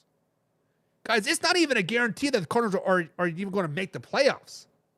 Playoffs? Yeah, playoffs. It's not even a chance that they make the playoffs. The 21st ranked defense doesn't give me any warm and fuzzies either. If the playoffs were to start today, they play the Green Bay Packers in the first round. The Green Bay Packers beat the living breaks off of them earlier this season, 34-13. If somehow, some way, the Commanders jump up to the 6th seed, the Commanders beat the living breaks off of them earlier this season, 42-14. Let's say they drop down to the 4 seed, and the Minnesota Vikings are still at the 5 seed. They play the Vikings in 2 weeks. They're probably going to beat the brakes off of them. Guys, the Cardinals may not even make it out of the first round. Let's just be honest. They may not even make it out of the first round. Contenders or pretenders, Arizona Cardinals, they are pretenders. I have not been on the Arizona Cardinals at all this season. Have not loved anything about the Arizona Cardinals at all this season. I don't know why. Maybe it's because of the 21st ranked defense. Maybe it's because they can't beat any teams that are in the playoffs. But they are pretenders in my eyes. They are pretenders. So what do you guys think? Are the Arizona Cardinals contenders or pretenders? James Frank says I'm not sold on him. That's a negative for me, Ghost Riders. So pretender. Pretender. Lick Love says they're pretenders, but they're trending upward. Thick Love says if they continue to win, and if they beat the Seahawks twice and they beat the Vikings twice in the next 3 weeks, okay, let's get on this bandwagon. Let's ride it, baby. But right now, I don't like them going into week 12, says Thick Love. All right, I get you. Derek says Arizona is the underdog of 2024. I'm riding with them. And if you guys remember right, Derek has been on this Arizona Cardinals ride all season long. He says they're going to go from worst to first. So far, he's been spot on. Week 12, Derek, in this NFL season, Birdie, go. In this NFL season, because they are. My dog wants to be. Come here, baby girl. Hey, baby. I love you too. Yeah, I love you too. But yeah, Derek is riding the Arizona Cardinals train. All right, get down. Thank you. So, guys, are you riding with the Arizona Cardinals? Are they pretenders or contenders going into this NFL playoff or the NFC playoff picture? John says they're pretenders. I don't think anybody is sold on the Cardinals, honestly, besides Derek, which Derek's been on this train all season long. He's going to be hyping it up. Of course, Derek's going to be on it. He wants to be right. Who doesn't want to be right? Nobody walks in the day like, man, I hope I'm wrong about everything I say. Derek, keep riding your train, baby. Keep riding the train. Next up, sitting at the 4th seed. That's right. The 4th seed, we have the Atlanta Falcons. The Atlanta Falcons have a 72% chance to make the playoffs as of right now. They played 4 playoff teams so far this season. They played the Steelers, and they took the loss 18-10. They played the Philadelphia Eagles, and they got that dub 22-21. They played the Chiefs the following week. They took that loss 22-17. And the most recent loss to a playoff team, the Denver Broncos, they got their asses whooped 38-6. They're 1-3 versus playoff teams so far this season. If the playoffs were to start today, that's how I figured that out. As of right now, the Atlanta Falcons guys are on a 2-game losing streak. What? They lost to the Saints and they lost to the Broncos. Both on the road. Give them a little bit of credit, but they're still on a 2-game losing streak. They're on a bye this week, but then they play the Chargers at home next week, but then they're at the Vikings, at the Raiders, and Giants in the next 4 games. So far this season, Kirk Cousins has 2,870 yards passing. Bijan Robinson, my fantasy hero right now, 783 yards rushing, and Darnell Mooney is the leading receiver on the Atlanta Falcons at 711 yards. The offense has been pretty dominant for the Atlanta Falcons most of the season. They're currently ranked 7th in the NFL going into Week 12. Ranked 7th is their offense, but their defense, 25th defense in the NFL. Defense is not very good. Worse than the Arizona Cardinals. I'm not sold on the Cardinals because of their defense, and the Falcons defense is worse. It's worse. So, guys, are the Atlanta Falcons contenders or pretenders? And just remember, a contender or pretender is making it the NFC Championship game. Can they represent themselves in the championship game? Guys, the Falcons are pretenders. I do not understand why people were on this Atlanta Falcons bandwagon most of the season. Yes, they beat the Buccaneers twice. I get it. Buccaneers are a pretty good team. But beyond that, they have not beaten anybody. Oh, but they beat the Eagles week 2 when the Eagles were a shit show. Eagles sucked week 2. Let's just be honest. Call a spade a spade. The Falcons have not beaten anybody worth the damn all season long besides the Tampa Bay Buccaneers twice. Divisional game, whatever, right? And let's be honest, they should have probably lost those games.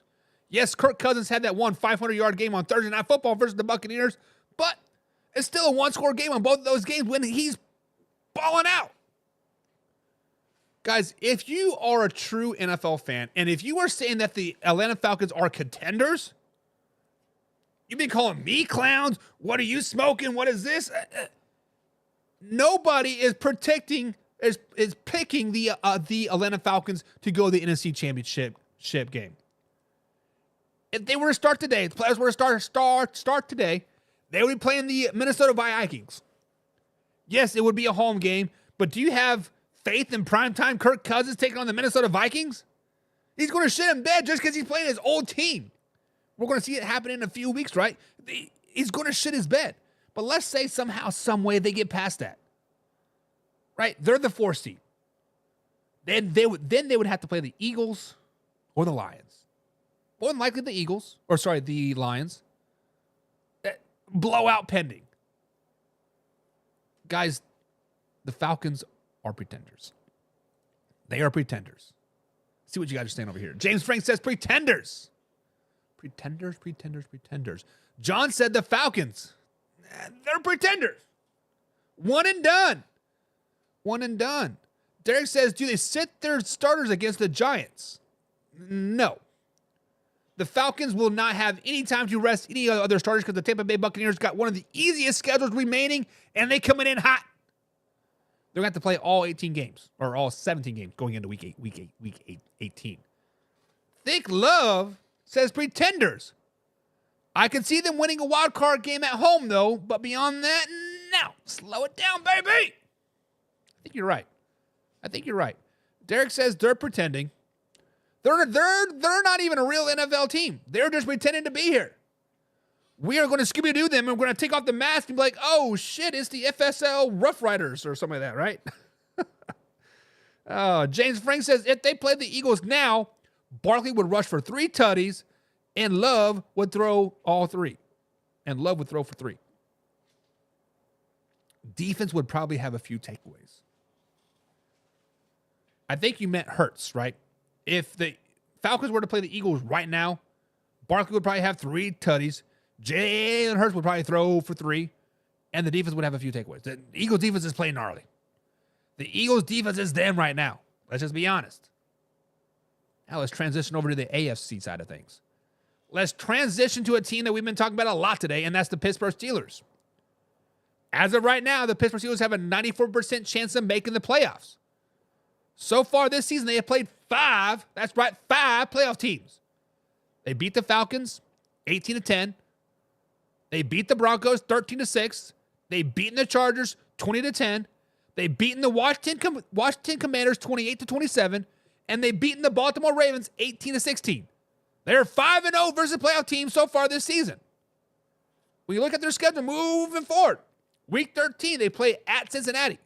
They play the Browns, and then they're at the Eagles coming up. Leading passer, obviously, is Russell Wilson. 1,212 yards. He's only played 5 games. He's been balling. Najee Harris, leading rusher, 749 yards rushing. George Pickens is the leading receiver, 776 yards catching. The Pittsburgh Steelers do have the ranked 8th defense in the NFL. 8th ranked. Pretty good defense. Offense is a little subpar. 18th ranked offense in the NFL. So, guys, when you look at the Pittsburgh Steelers sitting right now as the 3rd seed in the AFC playoff hunt, are they contenders or are they pretenders? I have been on this Pittsburgh Steelers bandwagon season all season long. My nose is running. Sorry, guys. I have been on this Pittsburgh Steelers wagon all season long. I've been saying all season long, their defense and rushing game will carry them all through the playoffs. This team will win the division through their defense, right? This team will win a playoff game through their defense. And I said a couple weeks ago that I suspect a Steelers versus Eagles Super Bowl. But last night raised a little bit of red flags for me. Last night raised a little bit of concerns for me. Alex Highsmith being out. Like, oh, crap. I thought Preston Smith could like step up and fill that void for a game or two, but they need Alex Highsmith back now. Steelers defense need that team back now. Russell Wilson, get a little bit more protection. The offense is going to be a little bit better. Quarterback play just doesn't have to suck. If the playoffs were to start today, they would be the 3 seed playing the 6 seed Baltimore Ravens. Obviously, it doesn't start today, so I hope they don't play the Ravens. But let's just say they do. If we were to start today, do I like the Steelers over the Ravens at home? I do. I think Lamar Jackson consistently shits the bed in the playoffs. His record shows it. Then you would play the 2 seed and the Buffalo Bills. Can they beat the Buffalo Bills? Yeah, they can. Would they? It'll be a hell of a game. Be hell of a revenge game from last season when they blew them out. So can the Pittsburgh Steelers make the AFC Championship game, guys? Are they contenders or are they pretenders? They are contenders. Last night means nothing to me at all. Pittsburgh Steelers guys are contenders. They can and probably will make it to the AFC Championship game. As long as they don't play the Ravens in the playoffs, because I hate playing a team three times. It just sucks, right? As long as they can maneuver around the Ravens, because they're going to probably sweep them in the regular season. You can't beat a team 3 times. It just doesn't happen. They are contenders. Guys, the Pittsburgh Steelers are contenders to win the AFC. At least represent themselves in the championship. Let me know what you guys think. Let me know what you think. James Frank says, let me clear my throat. They are pretenders. Get out of here. He's a Browns fan. Don't hate him. Dick Love says they are contenders. I got them losing the AFC Championship game, but they're going to get there. That means they're contenders. And you're right, Dick Love. They're right. And Derek says they're contenders as well. As long as there's no snow involved, they are contenders. Yeah, that snow definitely hurt them last night. Let's just be honest. Tim Feeney's in the chat says Steelers offense isn't good enough for a Super Bowl. Defense is good enough, but won't score enough to get through the AFC playoff run. Eagles do have enough on both sides of the ball to get there. So, Tim, the question is, are the Pittsburgh Steelers contenders or pretenders? Can they represent the AFC in the championship game? I mean, the AFC championship game. Chiefs versus Steelers, Chargers versus Steelers. Can they get there? That's the question. I'm saying they can. I'm saying they're contenders. Derek is saying they're contenders. Dick Love is saying they're contenders, but James Frank's like, no, not so fast, my man. They're pretenders. Curtis Hughes is in the chat, says snow games are the best. I've always wanted to play in a snow game. I've never played in a good snow game. It's always been raining, turning into snow, into a mud bowl, into sleet. It's just been terrible, right? It is what it is. Tim says no. They're not going to make it to the AFC Championship game.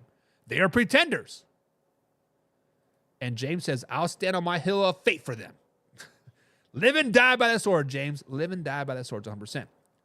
Now, the final team, the 4th place as of right now in the AFC playoff picture are the Houston Texans. The Texans are nearly a lock if and when they beat the Tennessee Titans on Sunday. So far this season, they played 4 playoff teams. They played the Minnesota Vikings. They took the L 34-7. They did beat the Buffalo Bills 23-20. Then they took the L versus the Green Bay Packers 24-22. And they took the L versus the Detroit Lions 26-23. So far this season, they're 1-3 versus playoff teams. Their next 4 games moving forward are the Titans, and then they play at the Jaguars, both divisional foes, and then they play the Miami Dolphins, and then they play at Kansas City the week before Christmas. CJ Stroud is leading the passing for the Texans at 2,628 yards. Joe Mixon's running the ball up and down the field for 764 yards rushing. And Nico Collins is the leading receiver at 621 yards catching. So far, the NFL, they have a 14th ranked offense. Offense is not great, but it's not bad. Side note, Stephon Diggs did go down, and Nico Collins has been out the last five games. So you missed your top two receivers. Offense is going to suffer a little bit. However, the defense is ranked 4th. They have one of the best defenses in the NFL. So, guys, when you look at the Houston Texans, are they contenders or pretenders to make the AFC Championship game? The Houston Texans guys are a very weird team to me. They're a very, very weird team. They're going to make the playoffs by default because the AFC South simply just sucks. The Colts don't want to win it. Jaguars and Titans are looking forward to 2027, like at this point, right? The offensive line for the Texans have been terrible. Was against the New York Jets, he gave up like 6 sacks. Like, he gets sacked on average 4 times per game. That's not good. That's not a longevity that you want to be in. And when you look at the Houston Texans teams that they played, they have not been playing really top defensive of like teams. They played the Colts, they played the Bears, they played the Jaguars, they played the Patriots, and they played the Colts and the Jets again. The Jets do have a top 10 defense statistically wise, but the rest of them are not very good. Yes, the Lions is pretty good. They played great first half versus the Lions. I think the Lions only got like 3 sacks in the second half. But when you're giving up sack after sack after sack, and your offense is still putting up those numbers, like, what? Right? You cannot live and die by your sword, right? If you want to be a contender in the AFC picture, you need to start protecting CJ Stroud. That is the biggest red flag about the Pittsburgh Steelers. 15 sacks in the last 4 games for Russ. Not good. Russ is an old man. He's going to get wore out. He's going to get tired of getting in. He took some big blows from that Browns defense last night. CJ Stroud has taken some big blows. Sophomore slump is a real deal in the NFL. You've hit that wall. You're tired. You're just like, man, I need a nice long offseason. Guys, are the Houston Texans contenders or pretenders? They are pretenders. They are pretenders. They may not even make it out of the wild card round. If the playoffs were to start today, they play the Chargers. Do you want to play the Chargers? Chiefs don't want to play the Chargers. The Ravens don't want to play the Chargers. The Buffalo Bills don't want to play the Chargers. The Chargers are a team that's going to play defense and run it down your throat. It is what it is. Houston Texans guys are pretenders. What do you guys think? James says they're pretenders. It's the defense for me that makes them pretenders. So James says, even though the defense is ranked 4th stat-wise in the NFL, per NFL.com, doesn't like that defense. I like me some Danielle Hunter, though, James. Danielle Hunter is that silent killer. Danielle Hunter is a player that you can not hear from him all day long, and then all of a sudden you look at the stat book like, man, this guy had like 12 tackles. What? Danielle Hunter is a dog. Rest of the defense, suspect, right?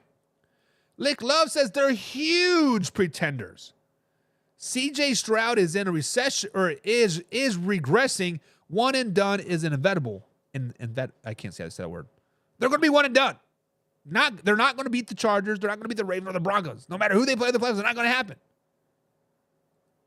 Derek says, damn, that's a rough tick. They're pretenders. I don't think anybody has faith in the Houston Texans. And you want to know what's funny, guys? Is that when I was breaking down the Houston Texans, right? I said, this is a team that could go from first to worst. Clearly, they're not going to worst because the Titans and the Jaguars are just freaking terrible, and the Colts don't want to win, so they're going to repeat division champions. But there's a reason why I said that they were going to be from a worst to first team. It's because of their offensive line. I did not like their offensive line at all. They did not address it during the offseason. They didn't address it in the draft. They didn't draft it before the trade deadline. It's going to come back and bite them in the ass eventually. Probably sooner than later. Let's just be honest. James Frank says, I don't like their defense really matches that number 4 spot that they're ranked. Stats do lie. Right, James? Stats do lie. Because when you look at the defensive ranking right now, right? If you were to say, look at these teams, right? The Tennessee Titans have the best defense in the NFL stat-wise. What? They're only giving up 278 yards per game. They're ranked number 2. The Titans? Right? Exactly. Then you look at other teams. The New York Jets, they're a top 10 defense. The Miami Dolphins, they're a top 10 defense. Numbers do lie to you. That is why you got to use your eye test, right? That is why sometimes you got to go beyond the numbers. That is when I do my power rankings, I look beyond the 8s and 2s and the 9 and 1s and whatever, right? Watch the games. Stats lie to you. Numbers lie to you. Box scores lie to you. Watch the games and understand it. And Houston Texans do have the 4th-ranked defense, but James Frank says, yes, sir. Daniil Hunter is a dog. He is. He is a dog. He is a dog. But, guys, that is going to be it for today. As always, guys, thank you for joining us. This has been live, raw, uncut NFL talk. 2-hour show in the books yet again. We'll be back tomorrow night, 9 p.m. East Coast time, with my man Mark D and Hoffy breaking down all the Week 12 NFL games. The Toxic Roundtable is back. They're out there to talk some shit. Then next week, guys, next week's is a very, very weird schedule, right? I'm going back home for Thanksgiving. I'm leaving Tuesday after the show. So Monday and Tuesday, we got a 1:30 show, right? We got a 1:30 show. Then we got the Power Ranking show on Tuesday night with Mark and Hoffy. I'm going to be gone. I'm going to be driving. Boop, boop, boop. But I'll give them my power rankings. I'll let you guys know the power rankings. They're going to talk about it. But then we'll be off Wednesday, more than likely. Be off Thursday for Thanksgiving. Friday, I'll be at the Chiefs game, baby. Let's go. And then next Monday, December 2nd, 9 p.m. So James Chamberlain, sorry that we won't be up for you, man. Enjoy your sleep, because I know you go to work at 4 o'clock in the morning. I've been there. I've done that. You go to bed early. You get your rest, right? But December 2nd, guys, 9 p.m. East Coast time. But, guys, as always, it's been live. This has been raw. This is uncut NFL talk. See you guys tomorrow night. We out.